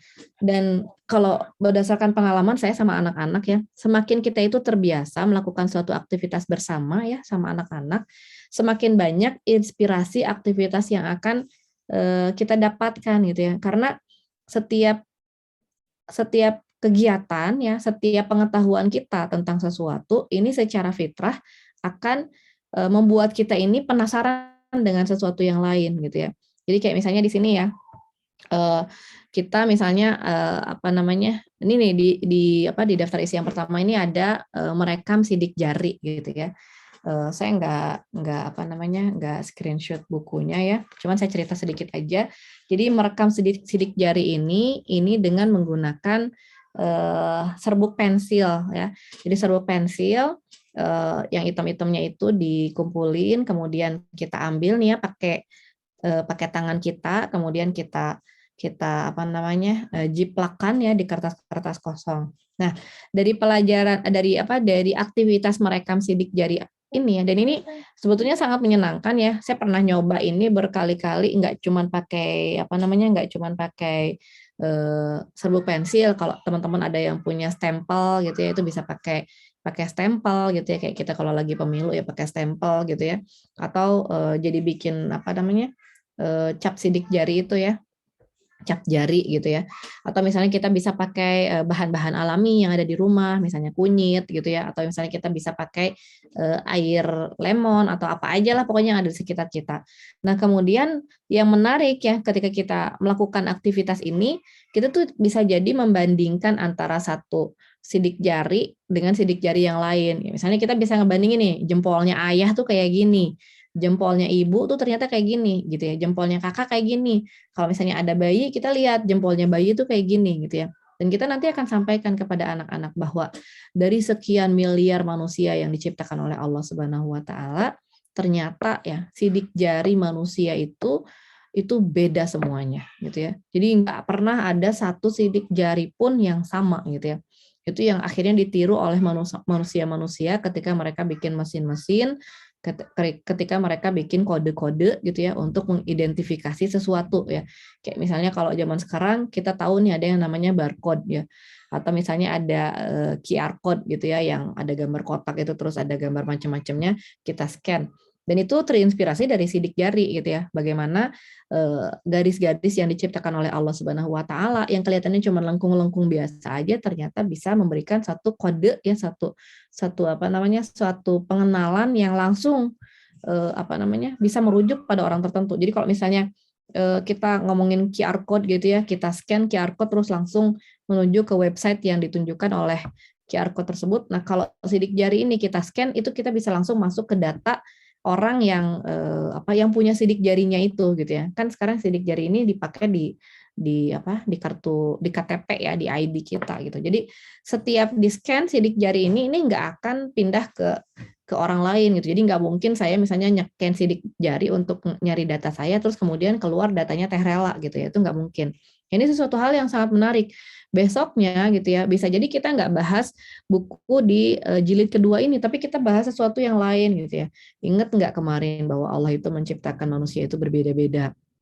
Kita bisa luaskan ya pemahaman itu dengan misalnya fisik manusia yang berbeda-beda gitu ya, tentang jenis-jenis rasnya manusia gitu ya. Ada yang ras Kaukasia, ada ras Melayu gitu ya, ada ras Afrika gitu ya, yang semuanya itu berbeda-beda gitu ya. Nanti kita bisa bahas ya dengan anak-anak kita betapa ras yang berbeda-beda ini menjadikan manusia ini semakin memiliki potensi yang sangat luar biasa karena setiap ras ini punya kelebihan dan kekurangannya masing-masing gitu ya. Jadi kayak misalnya orang Kaukasia badannya tuh gede-gede banget gitu kan. Kemudian kita bisa bandingkan mereka dengan alamnya gitu. Kenapa orang Rusia itu badannya kayak gitu? Karena mereka harus berhadapan dengan alam Rusia yang seperti itu. Pasti akan beda dengan orang Melayu yang badannya kayak gini gitu ya. Sehingga Allah memberikan iklim juga yang berbeda untuk orang-orang Melayu. Orang Melayu tinggalnya di daerah-daerah beriklim tropis misalnya ya. Sementara kalau orang-orang Rusia, orang-orang Jerman, orang-orang Eropa Utara itu tinggalnya di daerah-daerah yang sangat dingin dan seterusnya. Kita bisa bahas itu sampai ke sana gitu ya. Bisa jadi bahan aktivitas juga sampai ke sana. Kita bisa cari-cari informasi-informasi, kita bisa bikin percobaan-percobaan yang terkait dengan perbedaan ras tersebut dan seterusnya. Dan ternyata masih banyak yang bisa kita eksplor ya dari pemahaman kita tentang manusia. Jadi semakin kita nyoba tentang sesuatu, kita akan terinspirasi dengan sesuatu yang lain. Oh, ternyata yang beda itu bukan cuma rasnya gitu ya. Nanti ada lagi yang beda itu bakatnya, ada lagi yang beda itu minatnya gitu ya. Ada lagi yang beda itu kebiasaan-kebiasaannya, kulturnya, budayanya, segala macam. Jadi selalu ya Allah Subhanahu wa taala itu kenapa memerintahkan manusia itu untuk belajar sampai dikatakan tolabul ilmi itu fardhatun ala kulli muslimin wal mu'minat. Karena dengan cara kita mencari ilmu, kita akan menambah ilmu gitu ya. Dan menambahnya itu tidak linear gitu. Jadi bukan saya belajar satu halaman, maka ilmu saya itu akan jadi satu halaman ya. Itu enggak kayak gitu. Justru kalau kita belajar ilmu Allah ya, ketika kita belajar satu halaman ini akan menarik kita untuk mempelajari yang lainnya, untuk terus mempelajari yang lainnya. Kemudian dari 5 halaman yang kita baca, kita akan dapat di benang merahnya gitu ya, kita akan dapat analisisnya, dan kita bisa dapat ilmu baru gitu ya, yang nggak ada di 5 halaman yang kita baca itu. Jadi seperti itu ya naturnya manusia ketika belajar. Dia belajar satu halaman, dia belajar 5 halaman, itu bukan cuma dapat 5 halaman aja, tapi dia bisa bahkan mengembangkan itu menjadi berpuluh-puluh halaman ya, Masya Allah ya. Nah, di sini kita lihat gitu ya bagaimana kemudahan-kemudahan yang diberikan oleh Allah Subhanahu wa taala kepada kita ini karena kita memiliki akal ya, kita memiliki pikiran. Nanti kalau misalnya kita mau mencoba hal-hal yang lain gitu ya, di sini enaknya kalau misalnya punya buku panduan seperti ini, kita nggak perlu lagi nyari-nyari ya, karena saya udah berapa kali ya ketemu dengan orang yang ceritanya ingin mencari inspirasi di YouTube ya, tapi kemudian dia tidak terinspirasi gitu ya, cuman akhirnya malah tersedot dengan video-video yang ada, kayak misalnya gini, dia cari inspirasi untuk life hack misalnya ya, dia tonton tuh ya videonya, toh cuma 5 menit, dia bilang ya 5 minute hacks misalnya ya, dia tonton 5 menit hacks itu, tapi kemudian nggak ada yang dia kerjain satupun, dia malah tertarik untuk baca 5 minute hacks yang lain gitu, sehingga nggak nyadar dia tuh baca 5 menit yang ini, denger 5 menit ini yang ini, nonton 5 menit yang ini, nonton lagi 5 menit yang ini, ternyata habis waktunya itu 1 jam, 2 jam cuman buat nonton yang kayak gitu, tapi nggak ada sesuatu yang kreatif apapun yang dia kerjakan gitu ya. Dia punya baju yang sobek tetap sobek, dia punya makanan sisa tetap jadi makanan sisa gitu ya, dia punya barang-barang bekas tetap jadi barang bekas gitu. Nggak ada sesuatu yang dia coba gitu. Tapi kalau kita bahannya atau referensinya buku seperti ini ya, maka kita tuh fokus untuk mengerjakan satu persatu gitu ya, nggak tertarik nggak kayak tadi nonton gitu ya, kayak yang cepat tapi kalau dikerjain ternyata susah gitu, kayak yang gampang tapi ternyata dikerjain itu gagal misalnya ya, kayak misalnya life hacks ada orang nonton itu misalnya bikin popcorn ya, popcornnya itu dibikinnya itu dari jagung gitu ya, dari jagung yang masih berbentuk jagung, belum dikupas, belum diapa-apain, langsung dia kasih mentega, langsung dia tutup gitu ya di panci gitu ya. Ternyata kalau di life hack itu jadi popcorn gitu ya, tapi di kehidupan nyata ternyata jadinya jagung bakar ya. Kenapa bisa jadi kayak gitu ya, saya juga nggak tahu. Cuman yang jelas banyak banget ya dari video-video itu yang memang nggak bisa diaplikasikan dalam kehidupan sehari-hari. Nah, kalau buku-buku seperti ini sudah terbukti karena sudah dicoba gitu. Jadi sebelum dibikin bukunya ini udah dicoba dulu dan udah berhasil gitu ya, baru kemudian dituliskan, sehingga step-stepnya itu juga bisa kita ikutin dengan mudah dan lancar gitu ya. Nah, kemudian ya seperti tadi ya, untuk satu aktivitas ini kita bisa mengambil ibroh yang berbeda-beda sesuai dengan usia anak ya. Jadi kayak misalnya kegiatan merekam sidik jari tadi ya, kita bisa ngomongin hal-hal yang simpel untuk anak-anak yang masih kecil-kecil ya, cukup sampai perbedaan manusia. Nanti untuk anak-anak yang lebih besar kita bisa ngobrol sampai hal-hal yang lebih advance lagi, bagaimana sidik jari ini digunakan untuk mengidentifikasi manusia, untuk mencegah manusia dari melakukan kejahatan-kejahatan gitu ya, bagaimana kita bisa menggunakan teknologi sidik jari ini untuk menciptakan penemuan-penemuan baru ya. Kita bisa pakai handphone yang dibukanya itu pakai sidik jari. Kalau kita ke bank itu kita pasti akan disuruh untuk memeriksa sidik jari gitu ya. Kalau kita mau bikin paspor kita akan diperintahkan untuk mengecek dulu sidik jari dan seterusnya. Dan ini akan sangat bisa dikembangkan untuk setiap usia anak gitu ya. Nah, selanjutnya ini tentang fungsi fasilitator ya. Kita sebagai orang tua mungkin nggak ngerti segala macam gitu ya. Jadi mungkin kita nggak ngerti nih ya, apa namanya, fenomena-fenomena fisika atau fenomena-fenomena biologi yang akan kita jadikan alternatif sebagai bahan aktivitas anak-anak tadi gitu ya. Nah, sifatnya kita itu bisa jadi fasilitator aja. Yang penting anak kita tuh senang dulu ya dengan percobaan-percobaan yang mereka coba lakukan ya. Nanti ketika ada sesuatu yang ingin kita ketahui bersama ya, bersyukur banget kita sekarang berada dalam era teknologi yang memudahkan kita untuk bisa dapat informasi apapun gitu. Jadi kayak misalnya tadi kita ngomongin sidik jari, ternyata anak-anak itu menanyakan sesuatu yang susah banget yang kita nggak ngerti. Kenapa sidik jari itu bentuknya garis-garis, kenapa nggak kotak-kotak misalnya ya, kenapa bukan bentuknya itu yang lain-lain. Nanti kita bisa cari informasi-informasi tambahannya itu melalui YouTube gitu ya, melalui internet kan, melalui apa namanya website-website yang lain gitu kan, yang bisa memberikan kepada kita banyak ilmu-ilmu tambahan.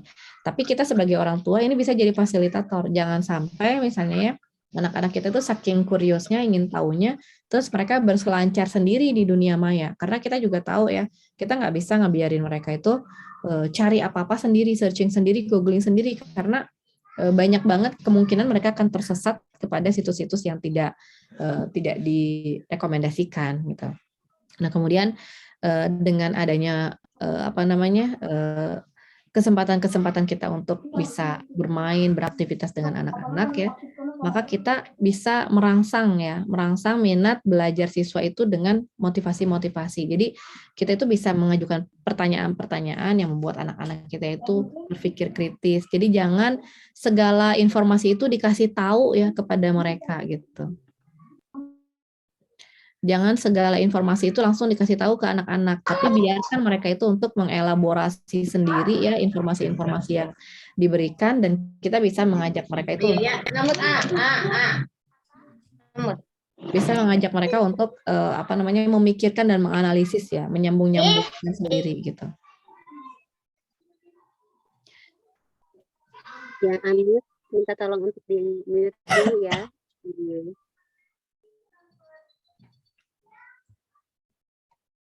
Nah, kemudian yang terakhir ya dalam materi hari ini ya, kita juga harus menyiapkan anak-anak kita secara spiritual ya. Jadi kita usahakan kita itu bisa memahamkan kepada mereka sebetulnya apa sih gitu ya tujuan dari ibadah saum yang diberikan oleh Allah Subhanahu wa taala gitu ya kepada kita semua, sehingga mereka itu termotivasi untuk meraih surga yang dijanjikan oleh Allah Subhanahu wa taala kepada orang-orang yang melaksanakan saum ya. Kalau di dalam Quran surat Al-Baqarah ayat 183 Allah mengajarkan kepada kita gitu ya, kutiba alaikumusiyam kama kutiba alal ladzina min qablikum, bahwa saum ini adalah suatu ibadah yang tidak hanya diperintahkan kepada kita saja, tapi juga kepada orang-orang sebelum kita, gitu ya, kepada kaum-kaum sebelum kita. Kenapa? Karena pada hakikatnya manusia itu selalu membutuhkan tantangan dan ujian, gitu. Jadi manusia itu kalau dikasih sesuatu yang terlalu enak, itu justru kebanyakan orang tuh nggak suka, gitu ya. Ini banyak dibuktikan ya oleh orang-orang yang suka nyeleneh gitu ya, oleh orang-orang anak-anak orang kaya yang nyeleneh gitu ya. Jadi misalnya dia anak orang kaya tapi ternyata dia nggak nyaman dengan kekayaan orang tuanya, akhirnya dia memilih untuk menjadi guru di sebuah daerah terpencil gitu ya, atau misalnya dia memilih untuk membangun sendiri bisnisnya walaupun kecil-kecilan, dia nggak mau ngikutin perusahaan orang tuanya yang udah terlanjur besar dan seterusnya. Karena memang pada hakikatnya manusia itu nggak semudah itu ya menerima kemudahan-kemudahan gitu ya dari orang lain. Manusia itu lebih suka untuk menikmati hasil kerjanya sendiri dibandingkan dengan meminta-minta terus kepada orang lain ya. Tingkat kenikmatannya itu akan berbeda. Makanya karena Allah tahu hal-hal seperti itu, Allah memberikan kepada manusia kesempatan untuk melatih dirinya sendiri dengan dengan berpuasa di bulan Ramadan gitu. Jadi seperti hari-hari biasa ya, kita akan merasakan makan itu jauh lebih nikmat kalau kita lakukan itu di bulan Ramadan sesudah melaksanakan saum gitu ya. Makanya kan kalau kita perhatikan gitu ya, sejak adanya Twitter ya, maka di bulan Ramadan itu yang akan menjadi trending topik itu biasanya adalah maghrib hari ini gitu ya. Kalau misalnya kemarin-kemarin ada berita apa jadi trending topik, biasanya di hari-hari awal Ramadan itu yang akan menjadi trending topik itu adalah jam berapa maghrib hari ini gitu ya. Apakah sudah azan hari ini, sudah azan maghrib. Dan azan maghrib ini jadi sesuatu yang sangat dinanti-nantikan oleh umat Islam di seluruh dunia gitu ya. Dan ketika mereka sudah sampai gitu ya pada waktu maghrib, maka manusia itu akan merasakan suatu kenikmatan walaupun mereka itu hanya minum segelas air gitu kan. Ini sesuatu hal yang memang dirasakan oleh semua manusia di seluruh dunia gitu. Kalau hari-hari biasa mereka itu nggak bisa mensyukuri makanan-makanan yang tersedia gitu ya, bahkan cenderung malas makan gitu ya, cenderung merasa makanan itu biasa-biasa aja, udah sering. Di bulan Ramadan bahkan seteguk air gitu ya dan sebutir kurma pun itu sudah membuat manusia itu merasa sangat bahagia gitu ya. Nah, itu yang menjadi salah satu pelajaran kenapa manusia itu diperintahkan oleh Allah Subhanahu wa taala untuk melaksanakan saum supaya manusia itu bisa merasakan kenikmatan yang lebih gitu ya ketika hidup di dunia ini. Manusia itu bisa merasakan kebutuhan mereka gitu ya kepada apa-apa yang mungkin selama ini mereka abaikan gitu ya.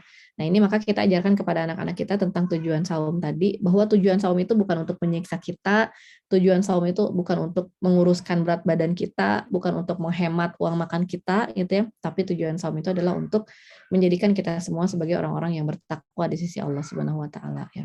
Maka di sini kita bisa memulai ya bulan Ramadan ini, menyambut Ramadan ini dengan syuro ya.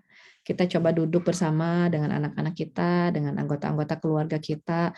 Kita bisa mulai merancang aktivitas harian di bulan Ramadan ini bersama dengan anak-anak kita gitu ya. Karena setiap keluarga mungkin punya keunikan masing-masing gitu ya, dengan latar belakang yang berbeda, dengan tempat tinggal juga yang berbeda-beda gitu ya, dengan kebiasaan-kebiasaan keluarga yang berbeda-beda. Mungkin aktivitas yang akan dilakukan selama bulan Ramadan ini bisa jadi berbeda-beda juga gitu ya di setiap keluarga gitu.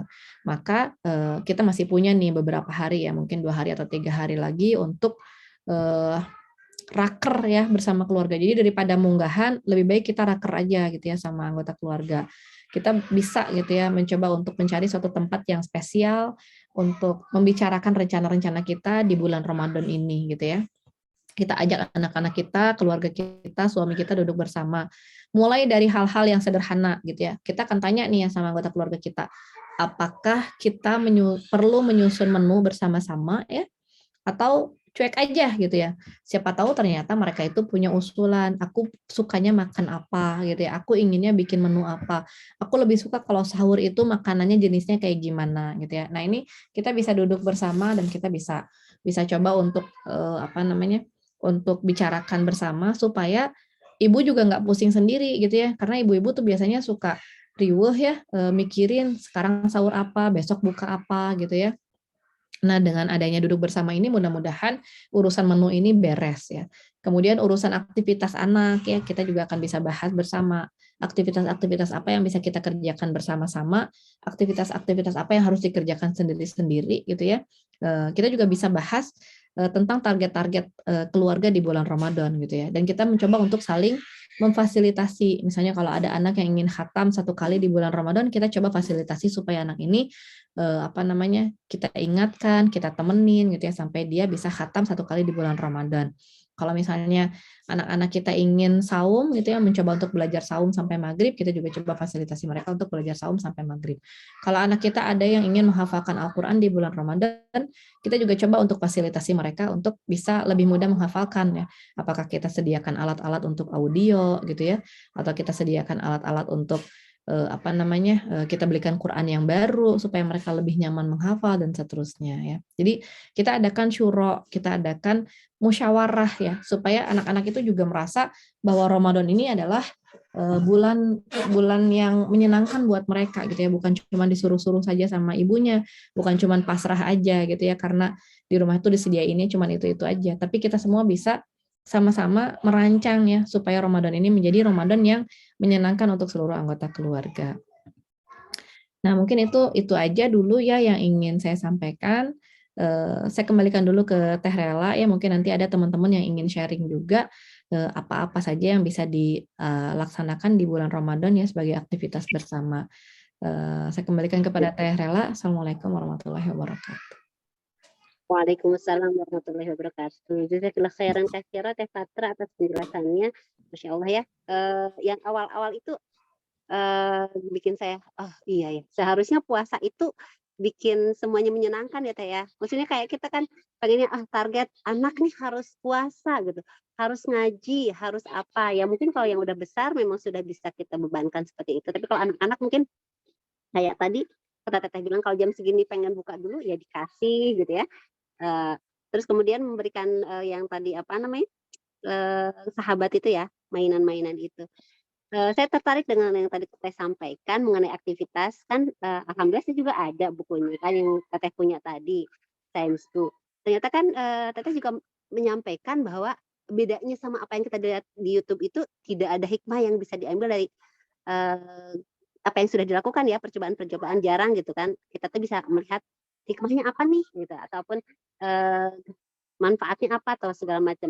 Nah, ketika saya melihat daftar isi yang Teteh sampaikan itu tadi, Teteh screenshot tadi, money games-nya, ternyata hampir semuanya itu ada di jilid-jilid lainnya yang Science-ku. Saya tuh kan pernah anak-anak tuh ngomongin tentang sidik jari ya Teh. Terus saya tadi pas dengerin Teteh terus nanya ke anak saya yang nomor 3, ada kan ya pembahasan tentang sidik jari ini di buku gitu kan, buku Science-ku. Ada Mi, kata, buku yang mana ya gitu kan bukunya tuh banyak kan Teh, ada 10 jilid kalau tidak salah. Dan tentang sidik jari ini apa namanya keajaiban sidik jari ini ada di buku yang keajaiban panca indera. Ini kelihatan nggak ya? Karena pakai background jadi nggak kelihatan mungkin. Yang di bab pertamanya gitu, keajaiban sidik jari gitu. Jadi saya memang sama anak-anak belum sempat melakukan percobaan, tapi bisa jadi ketika kita melakukan percobaan itu kita sudah ada bahan diskusinya gitu. Karena anak-anak sudah tahu sebenarnya. Cuma belum diberikan kesempatan, sayangnya sih mungkin ya belum menyiapkan diri untuk karena kalau percobaan-percobaan gitu kan biasanya anak-anak pengennya sama uminya ya gitu kan ataupun kita memfasilitasi dengan alat-alatnya gitu. Jadi saya berpikir oh iya ya berarti kita mesti raker juga nih sama anak-anak 20 hari ke depan di awal puasa itu kita mau ngapain aja gitu kan. Kita bisa apa namanya melakukan aktivitas-aktivitas yang salah satunya terbantu oleh Mind You yang ada di buku Science-ku itu. Dan sebagai orang tua mungkin saya kepikirannya kita tidak usah tidak perlu nyari-nyari jauh-jauh untuk mencari hikmahnya, menjelaskan tentang hukumnya dan lain sebagainya. Karena di buku-buku yang jilid itu, insya Allah sebagian besar ada gitu dijelaskan gitu kan apa mengenai permainan-permainan yang tadi disampaikan di buku. Itu mungkin Teh khususnya tambahan ya ataupun cerita gitu dari saya mengenai yang buku Science-ku ini karena memang terasa sih ketika membacakan buku Science-ku itu depannya ayat Al-Qur'an gitu kan. Terus masuk ke dalam oh ternyata banyak hal gitu yang apa namanya ketika kita baca Al-Qur'an rasanya biasa gitu. Terus ketika membaca Science-ku oh ya Allah ternyata setiap ayat yang Allah sampaikan itu sudah banyak pembuktiannya yang kadang-kadang kalau kita tidak belajar atau kalau kita tidak melihat ke sekeliling mungkin kita tidak bisa melihat gitu bahwa apa yang ada di Al-Qur'an itu adalah benar-benar ada gitu dalam kehidupan kita sehari-hari gitu. Mungkin itu ininya Teh ya. Jadi saya banyak bicara begini. Mungkin kakak-kakak di sini ada mungkin yang ingin bertanya, langsung sesi tanya jawab aja Teh. Ya, Rela, Mangga. Nah, kalau misalnya ada yang mau bertanya gitu kalau barangkali bisa raise hand ataupun apa namanya di sini kolom chat atau bisa di ini bisa di kolom chat juga untuk menyampaikan pertanyaannya. Mangga dipersilahkan mungkin mengenai tips dan tips ya ketika puasa. Saya sebenarnya banyak sih pertanyaan ketika Teh Fatra menyampaikan yang bagian awal mengenai apa namanya keteladanan gitu kan, jangan marah-marah gitu. Karena kan apa ya, ini belum ada yang raise hand belum? Saya aja dulu yang bertanya ya Teh ya, nggak apa-apa ya. Ada yang raise, oh ada, Kak Atun ya. Mangga dipersilahkan yang mau bertanya dibuka aja mic-nya. Ya, nanti Kak Nur Aini setelah ini ya, silakan Kak Atun Tunisa untuk open mic-nya.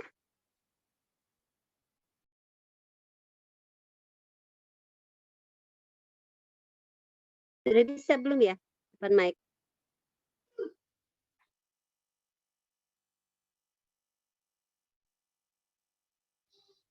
Bisa dibuka mic-nya.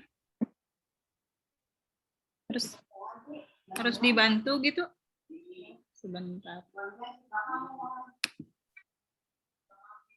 Bisa dibuka Kak Atun? Dibuka sendiri? Mungkin di mute sama admin nggak? Enggak, tadi makanya banyak keceplosan tuh. Nggak, maksudnya barusan di mute all sama admin nggak? Jadi harus sama admin dulu dibukanya. Enggak sih kayaknya Teh. Sama Tadi hostnya saya tidak bisa diizinkan gitu nggak? Enggak. Biasanya suka gitu. sebentar. Atau mungkin kepencet enggak ya? Coba dibuka. Oh gitu. Tadi saya bisa. Oh, ini ya. Enggak.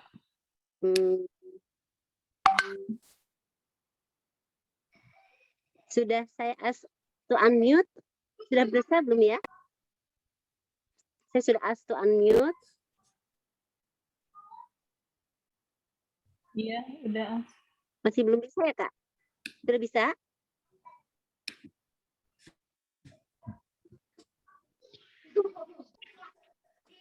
Gigit gitu. Kak Atun, nggak bisa ngomong ya. Yang lain bisa, yang lain nggak? Yang lain bisa ngomong nggak? Bisa Teh. Nah, yang lain bisa. Alhamdulillah bisa Teh. Alhamdulillah bisa ya. Atau Tinggal Atun. masih belum bisa? Atau ini dulu sambil nungguin, Kak Atun bisa nulis di chat. Sambil menunggu, kita coba Kak Nur Aini Purwati untuk bertanya terlebih dahulu ya. Nanti kita gantian switch. Mangga. Oh iya, mangga. Nanti saya bacakan ya yang via chat insya Allah. Mangga yang udah bisa buka mic-nya, open mic.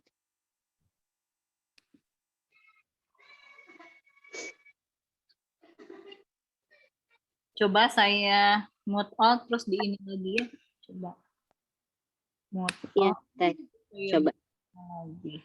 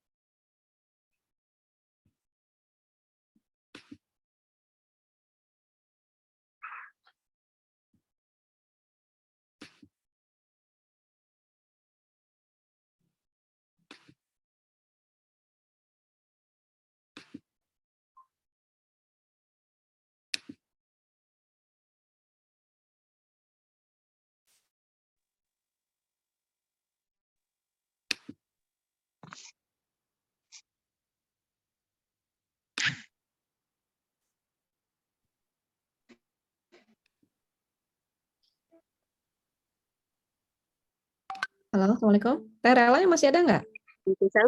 Ada? Masih Teh. Oh, ada ya. Ada. Ini Teteh bisa nge-unmute ya? Bisa. Teh Patra. Bisa. Berarti Teteh co-host bukan? Saya juga bisa. Berarti sebenarnya mungkin yang lain harusnya bisa ya. Bisa kok, saya Ini bukan host. Bukan bukan host yang juga. Tapi saya coba bantu nggak bisa aja. Pak, Yang oh lain juga iya, bisa. saya juga tadi udah ini. Kak Nur Aini Purwati bisa open mic. Tadi izin bertanya di chat.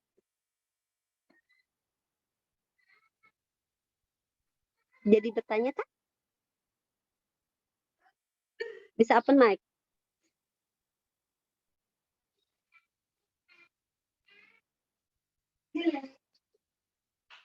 Halo? Atau yang lain ada yang bisa coba bantu open mic-nya, bisa maksudnya untuk ngecek apakah ini memang ada error atau di laptop Tes. Saya bisa tes Teh. ya? Saya bisa. Oh iya. Tes. Ya. Assalamualaikum, mau izin bertanya sekalian, bisa nggak Teh? Nah, udah Apa itu Oh, yang ada iya, reviewnya ya. Open mic aja, Mau Mbak. menanya dari tadi. Iya. Silakan. Assalamualaikum warahmatullahi langsung. wabarakatuh. Perkenalkan, nama saya Yanti dari Depok. Saya mau menanyakan, jadi gimana Teh, kan katanya kan lebih baik kalau kita itu sholat di rumah gitu ya, untuk perempuan daripada di masjid. Nah, kalau niat kita itu untuk taraweh di masjid itu karena untuk menemani anak kita ya yang masih balita, kebetulan saya masih punya balita itu supaya dia itu merasakan euforianya Ramadan gitu Teh. Jadi boleh nggak sih kayak gitu menemani mereka untuk sholat tarawehnya di masjid? Terima kasih Teh. Assalamualaikum warahmatullahi wabarakatuh. Waalaikumsalam warahmatullahi wabarakatuh. Mangga Teh langsung aja ya. Waalaikumsalam warahmatullahi wabarakatuh. Ya memang ya hadis itu merujuk bahwa yang paling baik ya untuk perempuan memang sholat itu di rumahnya bahkan di mihrabnya. Tapi tidak ada larangan juga ya bagi kita untuk melaksanakan ibadah sholat dimanapun termasuk juga di masjid gitu. Apalagi kalau misalnya tadi memang ada maksud tersembunyi ada hal-hal lain yang ingin kita lakukan ya seperti tadi mengajari anak kita, menemani anak-anak kita, berarti ada prioritas ibadah lain yang ingin kita kejar, maka kita bisa ya melaksanakan sholat di masjid ya bersama dengan tetangga-tetangga kita, bersama dengan keluarga-keluarga kita gitu ya, bersama dengan saudara-saudara kita juga di luar sana. Jadi insya Allah nggak ada masalah. Kalaupun misalnya ada itu sifatnya mengambil yang terbaik aja gitu ya. Jadi kalau ada maksud yang insya Allah lebih baik lagi ya, itu juga insya Allah akan diprioritaskan. Jadi mangga aja. Terima kasih Teh. Ya. Ada pertanyaan tambahan Kak? Ya begitu mungkin. Jadi kita bisa melihat sesuai kondisi ya Teh Patra ya. Maksudnya kalau misalnya anaknya sudah bisa dibawa ke musola dan itu ternyata lebih baik untuk menumbuhkan fitrah keimanannya, mungkin bisa kita kondisikan untuk pergi ke musola mungkin atau ke masjid ya Teh ya. Apalagi kalau bulan Ramadan kan banyak ya. Kalau saya lihat itu hampir di setiap TPQ di tempat tinggal saya, kalau Ramadan itu pasti pesertanya 2 kali lipat atau 3 kali lipat. Yang tadinya 30-an jadi 70. Jadi ketika kita menyediakan takjil itu bisa sampai 70 atau 100 karena semangatnya anak-anak itu untuk pergi ke musola. Iya. Bahkan lucu anak-anak itu kadang-kadang takjilnya sambil sholat. Jadi karena belum selesai makan, terus udah komat ya. Jadi sholatnya sambil makan. Masih ngunyah gitu ya Teh? Masih megang malah. Masya Allah. Itu bisa jadi kenangan indah insya Allah ya ketika dewasa nanti bahwa ikhtiar mereka untuk bisa puasa dan pergi ke musola ya. Nanti kita lihat di chat apakah. Nah, dilanjutkan dengan pertanyaan dari Kak Atun ya Teh ya. Iya. Teh, ini sama saya juga alhamdulillah udah punya buku sainsku. Pernah juga nyoba beberapa proyek dari buku itu. Alhamdulillah jadi gak galau mau bikin proyek apa untuk anak-anak selama Ramadan. Iya nih, saya juga udah kebayang jadinya. Nah, sama Teh, saya mau tanya mengenai tips mengajak sholat tarawih bersama anak di masjid biar terasa semangat sekaligus nemenin suami ke masjid. Karena kan memang dengan kondisi jamaah ramai banget kan ya. Iya ya. Apalagi sekarang maksudnya tips antara prokes dan itu kali ya Kak ya. Ya, salah satu hal yang harus kita syukuri juga ya Terela saat ini MUI sudah mencabut fatwa social distancing ya. Jadi sekarang kita di masjid bisa Oh, berapat-rapat lagi rapat. dengan Oh, saudara kita ya. alhamdulillah. Nah, Masya Allah. Ya mudah-mudahan ini juga sebagai salah satu bukti, sebagai salah satu tanda bahwa pandemi ini akan segera berakhir. Amin. Arsyad di Singapura ya, anak saya juga melaporkan di Singapura itu sudah beberapa Jumat ini sudah tidak lagi ada social distancing, dan Jumat kemarin sudah tidak harus pakai masker gitu. Jadi mudah-mudahan Bismillahirrahmanirrahim, kita yakin bahwa kita semua akan sehat, kita semua akan bisa melaksanakan ibadah sebagaimana seharusnya gitu ya. Jangan ada rasa khawatir lagi insya Allah. Nah kemudian kalau kita tetap ingin menjaga diri kita ya nggak masalah ya, silahkan kita juga menggunakan masker, silahkan kita juga mencari posisi-posisi yang menurut kita lebih aman ya. Tapi dari MUI sendiri juga sudah dilonggarkan, alhamdulillah. Itu juga mudah-mudahan jadi motivasi buat kita juga untuk semakin meyakinkan diri kita bahwa kita semua sudah insya Allah sudah aman ya, alhamdulillah. Kemudian kalau tips-tips yang lain kayak misalnya anak-anak yang terlalu heboh atau terlalu apa, sebenarnya justru kayak piknik ya. Kalau saya tuh suka nganggap taraweh di masjid itu kayak piknik tuh. Teh Feti tuh yang punya anak jauh lebih banyak nih ya. Udah pengalaman banget, apalagi anaknya cowok-cowok tuh ada 5 ya. 5 anak Teh Feti itu laki-laki, 1 orang perempuan, mungkin bisa sharing juga. Itu kayak piknik, mereka tuh seneng banget kalau ke masjid bawa minuman, bawa bekal makanan gitu ya. Gimana Teh Feti, mau nambahin? Ya, tarawih macam-macam ya. Saya juga berpola, pernah di rumah, pernah juga ke masjid. Terus kita juga kadang cari yang jauh gitu ya. Pokoknya mah gimana caranya buat anak Ramadan itu sesuatu yang ditunggu-tunggu gitu. Namanya juga anak-anak ya. Ya beda-beda tipenya sih. Ada yang memang bisa husu, bisa duduk manis, berdiri manis, berdiri manis. Tapi ada juga ya itu gitu sampai istilahnya yang kayak Teh Patra tadi itu ya makan gitu. Jangankan makan ya, ketika sebelum azan maghrib itu kan mereka ngabring ke masjid gitu kan, terus bawa makanan. Terus alasannya itu katanya kan saya nggak ke masjid, biasanya sama ibu sama anak yang perempuan. Biasanya alasan mereka itu ini buat bunda gitu. Padahal saya, aduh, udah bolu segala rupa.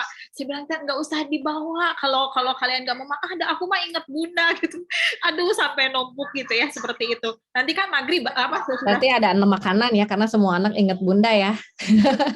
Ya, saya suka bilang, aduh, ini ya memang sih akhirnya juga kan kita belajar juga berbagi iftar buat yang lain kan. Itu juga seru buat gitu kan, seperti itu. Buat taraweh memang anak saya waktu kecil-kecil kan suka lari-lari, suka ditandain gitu. Jadi kadang suka kumpulin gitu kan. Tapi udah gitu. Ya seiring waktu awal-awal memang saya juga merasakan ada si orang tua yang seperti itu. Tapi akhirnya saya buat kumpulan gitu. Jadi selesai kadang-kala sesudah selesai bisa sesudah tarawih kumpulin gitu. Kadang misalnya saya kadang bawa buku dulu muter ya. Saya suruh baca muter gitu. Pokoknya gimana caranya biar diam dulu, kadang keluarnya terakhir gitu. Ya kayak gitu sih. Tapi sejauh ini apa ya, kalau untuk sholat mah mungkin karena barengan ya, jadi ngabring gitu bareng-bareng sama yang lain aja sih, seru-seruan. Jarang-jarang ketemu sama tetangga gitu ya. Kesempatan sih saya sendiri juga jadi ketemu Bu RT, Bu RW gitu kan, kadang Bu Lurah juga datang gitu kan, jadi istilahnya kita juga punya komunitas, anak-anak juga punya komunitas. Buat saya sih itu adalah salah satu jalan untuk silaturahim gitu ya. Memang sih bagusnya di rumah gitu.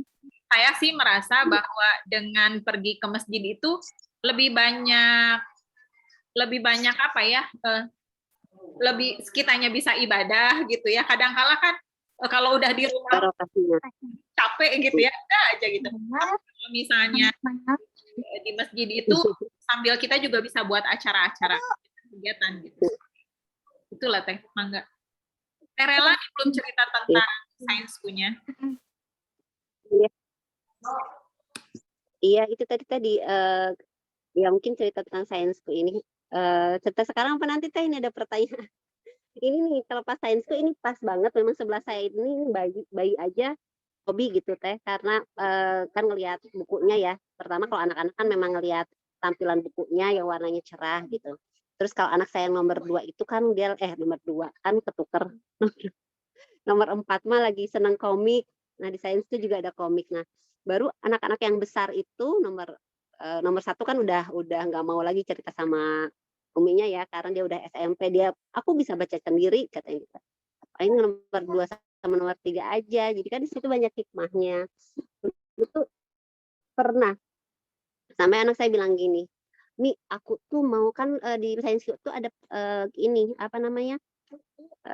Materi tentang apa sih yang genetik gitu loh Teh, saya lupa detailnya ya. Ada yang apa namanya bukan cloning ya, tentang cloning atau apa gitu, maksudnya dan dia jadi merangkai imajinasinya gitu, terus tentang DNA juga gitu kan. Jadi banyak hal yang ketika kita habis ngebacain itu, selain saya bacakan sih memang Teh, mereka juga suka baca sendiri. Selain saya bacakan, mereka suka baca sendiri, jadi merangsang imajinasinya gitu. Mi, aku kalau udah besar pengen ini gitu. Kalau udah yang anak nomor 2, nomor 3. Mi, kalau aku nomor 3 terutama ya.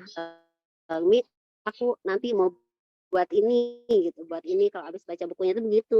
Tapi kalau untuk bayi sebelah saya mungkin nggak kelihatan, itu dia suka banget gambar-gambarnya gitu.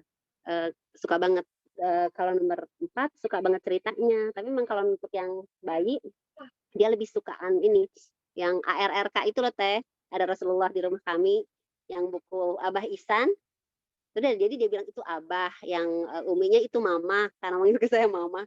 Terus yang kakak Syakuranya itu kakak, terus yang Syabasnya itu bilang AA. Jadi memang saya merasakan sih buku SD yang ada di rumah itu anak-anak pada senang banget gitu. Kalau untuk yang sainsku memang untuk anak SD, ya TK bisa lah, anak saya nomor 4 kan TK.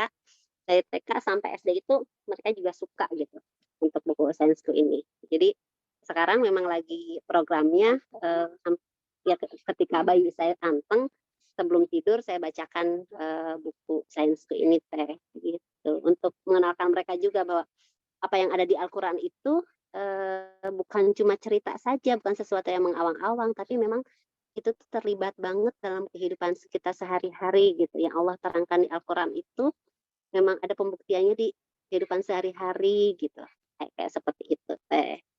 Itu mungkin ya, di sini juga sudah ada yang chat menanyakan, ada Teh Nia Nur Indah mau bertanya juga, ini ke Teh Patra. Alhamdulillah, terima kasih Teh Patra atas paparan materinya. Barakallah, amin. Teh izin bertanya, boleh sharing kalau anak-anak Teteh biasa tidur siang kah Teh? Anak saya di rumah kalau tidur siang lama, malamnya jadi segar, tapi jadi seperti minim kegiatan eksplorasi atau belajar lainnya. Banyakan jadi baca buku aja, mohon tipsnya.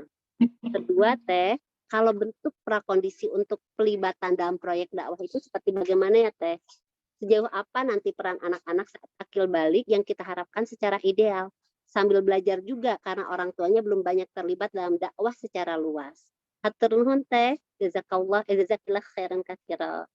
Ya, Begitu Teh Patra. alhamdulillah. Ya, Masya Allah ya Teh Mia ya. Jadi tentang tidur siang ya, saya tuh termasuk yang paling susah nyuruh anak tidur siang gitu ya. Apalagi De Ihsan ini susah sekali untuk bisa tidur siang gitu ya. Bahkan kadang-kadang sampai ditemenin pun malah mamanya yang tidur siang, anaknya kabur gitu. Jadi kalau misalnya anak-anak sudah terbiasa tidur siang, ya memang karena memang anak-anak juga seharusnya masih butuh ya porsi mereka untuk tidur siang. Apalagi di bulan Ramadan yang mereka harus bangun subuh-subuh ya, sebelum subuh malah ya untuk melaksanakan sahur, mungkin memang tidur siang ini jadi sesuatu yang sangat mereka butuhkan. Tapi memang para ahli juga mengatakan sebaiknya tidur siang itu tidak terlalu lama juga ya. Kalau buat orang dewasa ya mungkin tidur siang itu sekitar 30 sampai 40 menit, jangan lebih dari itu. Kalau misalnya lebih itu dikhawatirkan akan mengubah ritme ya. Jadi nanti siangnya tidur, malamnya bangun kayak kalong ya, kayak kelelawar. Dan itu sebetulnya sangat tidak baik untuk kesehatan. Jadi kadang-kadang ada yang siangnya tidur terlalu lama, terus malamnya jadi nggak bisa tidur, akhirnya begadang. Ini akan sangat mempengaruhi kondisi tubuhnya, terutama organ-organ dalamnya, mempengaruhi ginjalnya, mempengaruhi livernya gitu. Tapi kalau misalnya malamnya nggak terganggu tidurnya, ya berarti itu namanya kebluk ya. Jadi siang tidur lama gitu ya, terus malam juga tidur lama. Nah, ini juga akan merusak merusak kondisi tubuh kita karena terlalu banyak tidur ya. Manusia itu seharusnya tidak terlalu banyak tidur. Jadi paling maksimal banget 8 jam itu udah banyak banget gitu ya, sepertiga. Dan kita juga rugi sebetulnya kalau waktu kita di dunia itu sepertiganya dipakai buat tidur ya. Maksudnya banyak banget yang dipakai buat tidur, jadi kita kurang kesempatan untuk melakukan aktivitas-aktivitas lain di waktu-waktu yang lain. Jadi tetap ya anak-anak kalau bisa tidur pun itu kita jaga, kita batasin, mungkin sekitar 1 sampai 1,5 jam aja. Kalau mereka tidur terlalu lama, kita bangunkan gitu ya, dan kita carikan aktivitas-aktivitas lain yang insya Allah juga akan sangat membantu di kehidupan mereka di kedepannya buat survive. Jangan sampai waktu mereka terlalu banyak untuk tidur, jadi mereka nggak sempat belajar yang lain-lain gitu ya. Itu untuk tidur ya. Kemudian untuk prakondisi ya, jadi anak-anak ini pada hakikatnya sejak mereka berusia sebelum mereka balik ya, masuk usia prabalik ya, mungkin sekitar 8 tahun, 9 tahun, 10 tahun, ketika mereka sudah bisa memahami aktivitas ibadah untuk diri mereka sendiri ya, maka kita akan ngajarin mereka untuk tidak berhenti di diri mereka sendiri gitu. Jadi kita juga akan membuat anak-anak kita ini memiliki sense bahwa yang namanya dakwah itu bukan cuma buat diri mereka sendiri. Ketika mereka sedang bermain ya sama teman-teman mereka lagi baca bareng ya. Kalau Gentara itu kan punya rumah Gentara ya. Mungkin teman-teman di sini nanti ada yang ingin punya rumah baca Gentara. Rumah baca Gentara itu konsepnya kita punya punya satu semacam perpustakaan kecil ya yang berisi buku-buku yang bermutu. Nanti kita akan memberikan kesempatan kepada tetangga-tetangga kita, anak-anak yang ada di sekitar kita ini untuk main ke rumah kita buat baca bareng.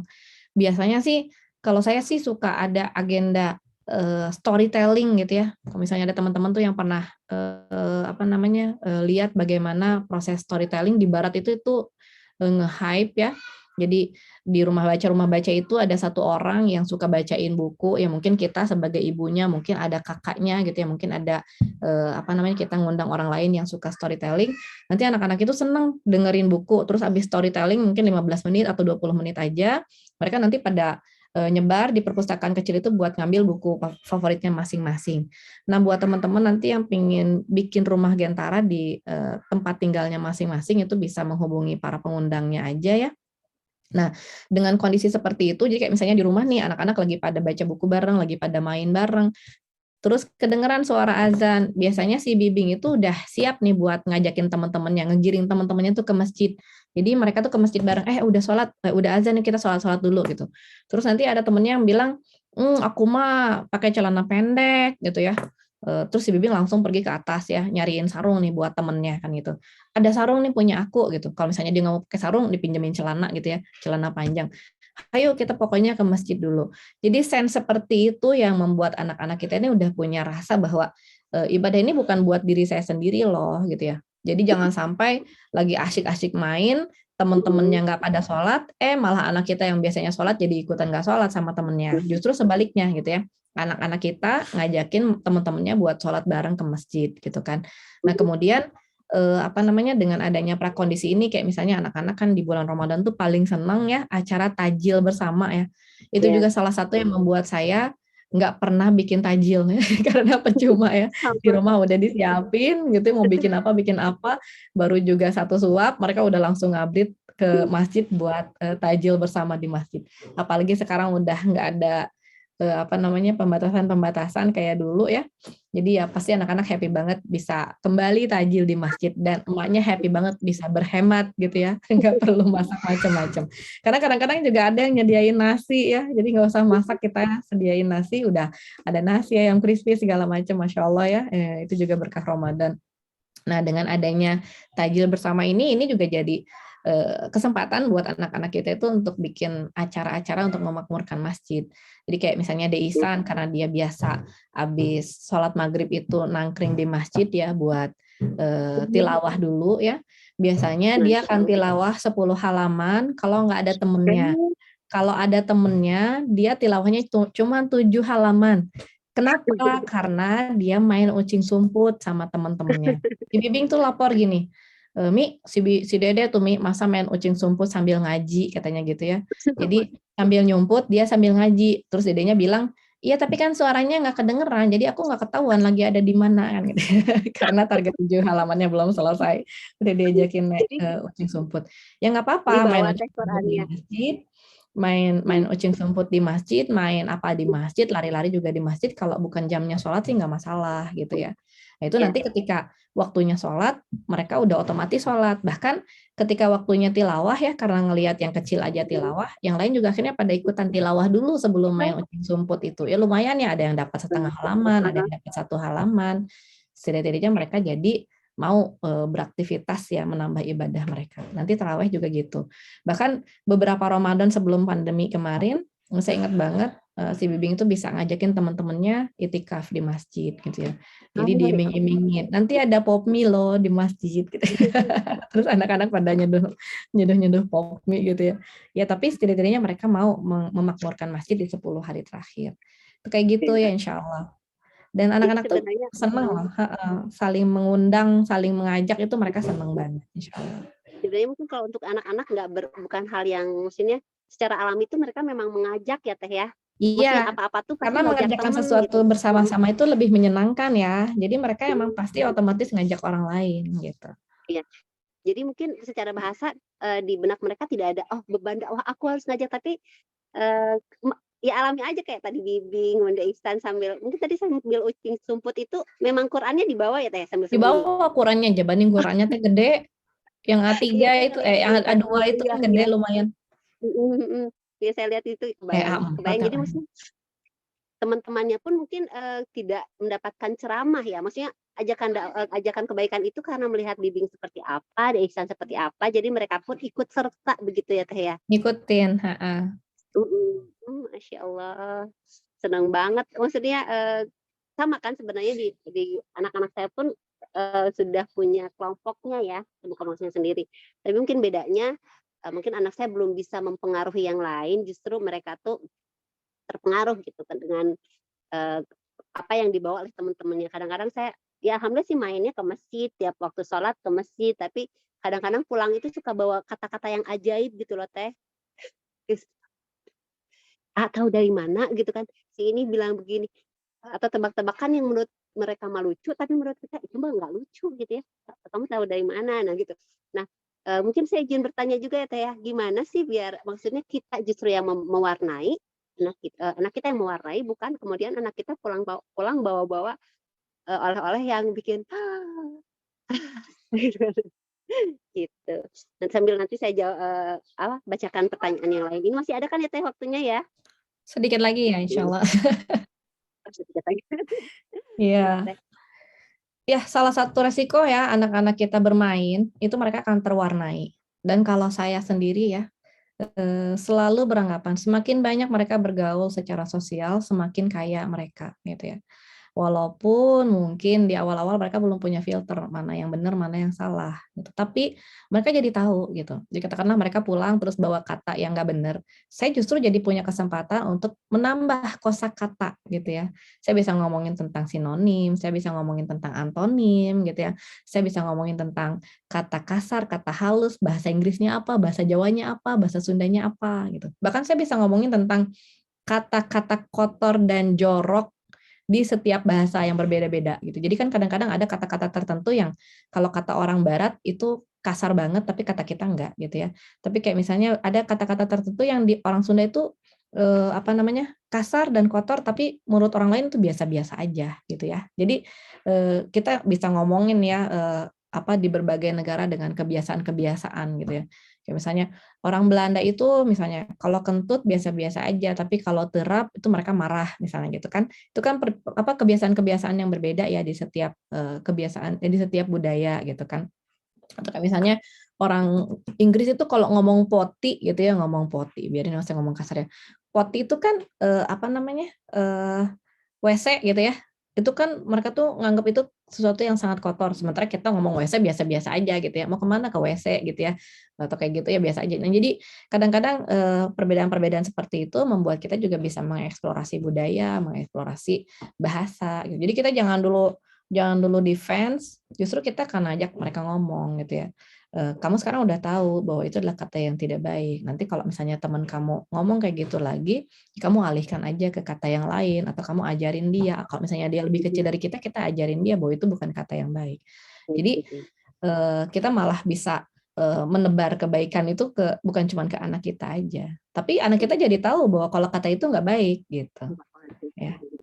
Jadi justru ajang diskusi ya. Takutnya Betul. mereka kalau misalnya langsung nggak boleh dimarahin, kemudian tapi di luar mungkin Malah dia ngikutin di luar ya. nggak tahu. Gitu. Oh iya. Ini ada pertanyaan Teh, sama ada yang raise hand. Yang pertanyaan dulu apa ya? Boleh. Boleh ya Teh? Dari Kak Nenti Anur. Assalamualaikum warahmatullahi wabarakatuh. Alhamdulillah, terima kasih banyak Teh pemaparan materinya. Mau bertanya, bagaimana cara menghadapi anak yang aktif yang senangnya main sama temannya? Kalau enggak, senang main gadget. Kalau enggak, senang main gadget. Bagaimana mengalihkan perhatiannya agar mau membaca bareng ibunya, atau belajar, atau bermain edukasi bersama? Kadang agak susah memulai atau menjaga agar istiqomah ke depannya. Karena kadang uminya juga punya fokus targetan aktivitas lain. Mau minta masukannya dan doanya juga, semoga dimampukan memanage aktivitas anak agar lebih produktif dan bermanfaat. Jazakillah ahsanal jazaa. Ya Teh itu. Alhamdulillah. Ya, barakallah ya Teh Nenti ya. Mudah-mudahan produktivitasnya bisa menular kepada teman-teman semuanya. Tapi di satu sisi kita juga perlu paham bahwa produktivitas anak kita dengan produktivitas kita sebagai orang dewasa tentunya berbeda gitu ya. Kalau produktivitas kita mungkin kayak menghafalkan Al-Quran lebih banyak, membaca lebih banyak. Nah, kalau untuk anak-anak bisa jadi kebutuhan mereka untuk bermain outdoor ya, kebutuhan mereka untuk bersosialisasi, menambah ilmu dari pengalaman, dari kesenangan mereka dalam berbaur dengan teman-teman, itu akan menjadi produktivitas yang justru mereka butuhkan gitu ya, yang justru mereka akan bisa manfaatkan untuk survive di masa-masa yang akan datang. Jadi kita nggak perlu merasa khawatir ketika mereka itu produktivitasnya berbeda dengan kita. Mungkin kita coba untuk membantu anak-anak kita supaya mereka bisa hidup lebih balance aja. Kayak misalnya tadi kita ingin anak-anak kita juga membaca buku selain bermain dengan teman-temannya. Nah, kan tadi saya udah cerita nih tentang syuro. Nah, kita syurokan ya di di rapat tadi. Kamu mau baca buku sama Umi jam berapa? Setiap hari berapa menit? Bukunya mau yang mana? Jadi setiap jadwal itu kita usahakan dan kita fasilitasi supaya anak ini nggak bentrokan jadwalnya. Kalau misalnya sore dia main sama teman-temannya, berarti jadwal baca bukunya mungkin sebelum sebelum mereka berangkat ke sekolah, sesudah sholat subuh misalnya ya, atau misalnya kapan gitu ya, waktu-waktu yang memang kira-kira cocok. Atau bahkan kadang-kadang saya bisa curi waktu tuh di kendaraan ya, kadang-kadang kayak setoran hafalan juga sambil di mobil gitu ya, atau sambil di motor gitu. Jadi kita yang memfasilitasi supaya mereka itu kebutuhan-kebutuhannya terpenuhi gitu, dan target-targetnya juga tercapai. Nah, kemudian salah satu cara yang asyik juga ya untuk baca buku ya, seperti yang tadi saya bilang, itu saya ajak teman-temannya, saya bacain buku bareng-bareng gitu ya. Dan supaya lebih menarik, saya sediain snack juga gitu ya. Saya kan punya coklat di rumah, saya kan punya sosis di rumah gitu ya. Tinggal disediain aja, itu anak-anak otomatis ngerubung gitu ya. Atau otomatis anak-anak itu pada datang, terus mereka pada mau dengerin kita cerita, dengerin kita bacain buku gitu. Jadi bukan cuma anak kita doang yang baca buku, anak tetangga juga iya. Kenapa kita mesti kayak gitu ya? Karena gini, anak kita itu nanti butuh sparring partner buat ngobrol gitu. Jadi kalau misalnya saya nih bacain sainsku cuman kepada De Ihsan aja ya, maka De Ihsan itu nanti ngomong macam-macam ya, temennya nggak ada yang ngerti gitu. Kebayang ya? Kamu tahu nggak gitu ya, kalau sidik jari itu, kata temennya, sidik jari teh naon atuh deh, udah kamu jangan ngomongin yang macam-macam gitu, aku nggak ngerti. Kan jadi nggak enak ya situasi dan kondisi kayak gitu. Tapi kalau misalnya si temen ini punya frekuensi yang sama, punya vibe yang sama, mereka tuh diskusi juga bisa enak gitu ya. Mereka bisa diskusi bareng gitu. Nah, ini yang jadi motivasi saya kenapa saya tuh selalu menganggap semua anak itu adalah anak kita gitu. Jadi saya itu selalu menganggap tetangga-tetangga saya itu, anak-anak tetangga itu adalah aset, karena mereka nanti yang bakal nemenin anak-anak saya gitu.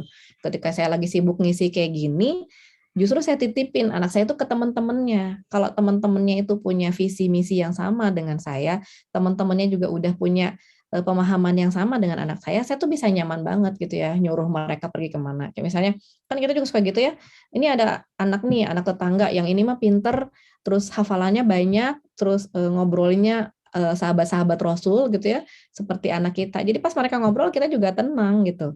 Nah, daripada kita maksa supaya tetangga-tetangga itu dipilah-pilah, kamu yang suka ngomong kasar jangan main sama anak saya, kamu yang anak pesantren baru boleh main sama anak saya. Mendingan kita bikin mereka semua itu punya frekuensi yang sama gitu ya. Kita ceritain hal yang sama kepada mereka, kita siapkan gitu ya fasilitas yang sama kepada mereka. Jadi anak-anak kita juga nyaman tinggal di lingkungannya, saling memberikan pengaruh positif, insya Allah gitu. Jadi intinya mensibgoh ya Teh ya. Jadi ketika misalnya pengen ngajak anak kita baca, dia suka main, kita ajak barengan gitu ya. Betul. Ketika jadi ketika aktivitas apa diajak ke rumah, jadi semuanya itu bukan anak kita yang kebawa ke mereka, tapi kita yang justru memberikan contoh lingkungan yang baik ke tetangga-tetangga kita gitu ya. Betul. Gitu. Ini berapa menit lagi Teh? Misalnya ada lagi yang raise hand dan ada lagi pertanyaan azan ini. asar kayaknya ya, ini udah jam 15 lebih di saya. Oh, udah azan asar. Mungkin nanti bisa ini kalau masih ada pertanyaan bisa kalau misalnya tidak bisa langsung ke Teh Patra, bisa ke yang tadi mengajaknya mungkin nanti bisa yang mengajaknya menyampaikan ke Teh Patra gitu ya Teh ya. Iya boleh. Ya, sebelum ditutup mungkin ini mau memberikan informasi dulu. Sebelumnya jazakallahu khairan katsiran Teh Patra atas semua ilmunya sama solusi-solusi yang aplikatifnya yang kadang-kadang kita sebagai ibu tuh nggak kebayang pengen anak kita begini terus lingkungan begitu kemudian menyalahkan lingkungan padahal bisa saja kita bekerja sama dengan lingkungan ya kita yang memberikan mewarnai lingkungan kita. Nah, sebelum ditutup mau ngasih info dulu kepada teman-teman di sini. Ini ada screen saya keluar nggak ya? Iya. Nah, kelihatan Teh gambarnya Teh? Sedang siap-siap keluar Teh. Keluar, alhamdulillah. Berarti nggak error lagi. Ya, di sini mungkin ngasih info ada promo Sya'ban dari SDI sampai hari ini. Salah satunya saya itu yang tadi dibahas oleh Teh Patra. Saya alhamdulillah sudah punya dan memang kerasa banget gitu. Kalau bagi saya sendiri testimoninya kadang-kadang kan kita tuh kayak misalnya ngajarin hafalan ya. Hafalan kan secara lisan saja gitu, tapi anak kecil tuh nggak tahu gitu. Ini yang dibaca ini sama aplikasi kesehariannya apa, istimewanya ayat ini tuh apa gitu. Nah kalau di Science School kan di awal babnya itu pasti ada ayat Al-Qur'annya. Jadi anak-anak tahu oh ternyata itu ada di Al-Qur'an gitu. Yang bikin saya ngeder itu ada yang pas di buku yang ini kayak apa namanya keajaiban langit dan angkasa itu yang teori Big Bang gitu. Sampai seorang ulama juga bilang gitu.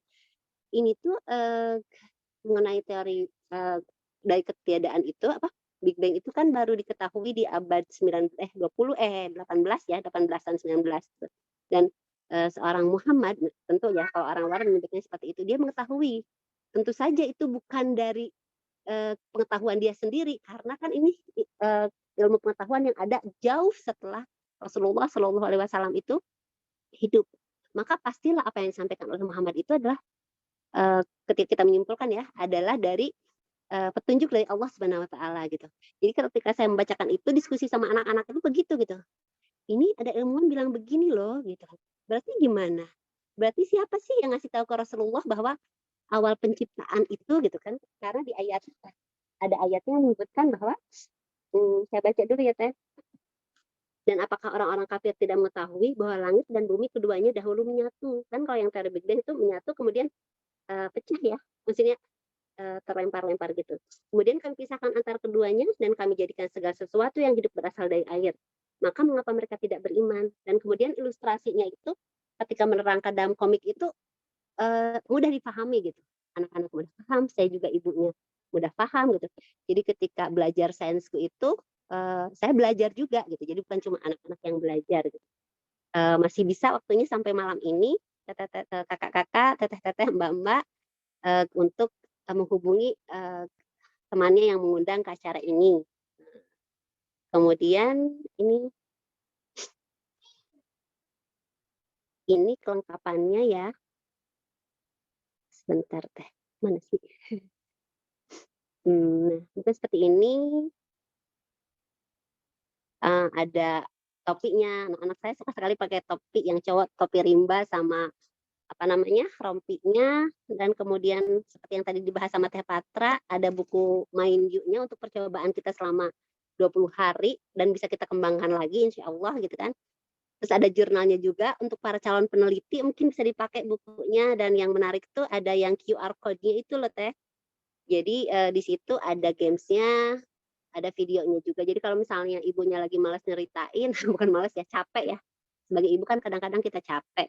Itu bisa juga di QR code-nya itu dinyalain, nanti anak-anak yang mungkin tipenya visual, tipenya apa, audio itu bisa dari situnya. Mungkin itu Teh Feti ada tambahan?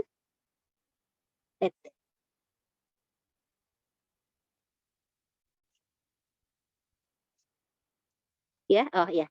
Ya, Teh Patra ada lagi yang disampaikan? Teh masih di sini kan? Masih cukup insya Allah Teh Rela. Alhamdulillah. Iya. Saya cuma mau Iya, minta hatur nuhun maaf Teh. lahir batin aja ya kalau ada kesalahan-kesalahan ya. Masya Allah. Mohon doakan supaya bisa menjalankan Ramadan ini dengan sebaik-baiknya. Insya Allah. Amin. Jazakallah khairan katsiran Teh Patra, jazakumullah khairan katsiran Teh Patra, dan semuanya atas inspirasinya, atas sharingnya, jadi apa kebayang banyak hal lah untuk menyambut Ramadan ini insya Allah ya.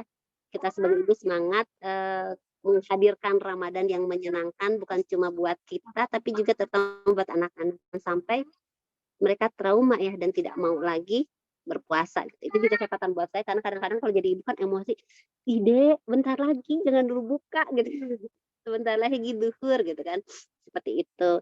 Insya Allah seperti itu ya kakak-kakak, teteh-teteh, mbak-mbak yang hadir di sini. Semoga keberadaan kita di Zoom kali ini memperberat timbangan kebaikan kita. Saya sebagai MC memohon maaf jika banyak kesalahan, dan jika ada yang bisa kita ambil manfaatnya, itu adalah hidayah dari Allah Subhanahu wa taala. Kita langsung tutup kita Feti ya. Kita tutup seminar online kita kali ini dengan baca istighfar bersama-sama. Astagfirullahaladzim, astagfirullahaladzim, astagfirullahaladzim. Kemudian membaca hamdalah. Alhamdulillahirabbil alamin.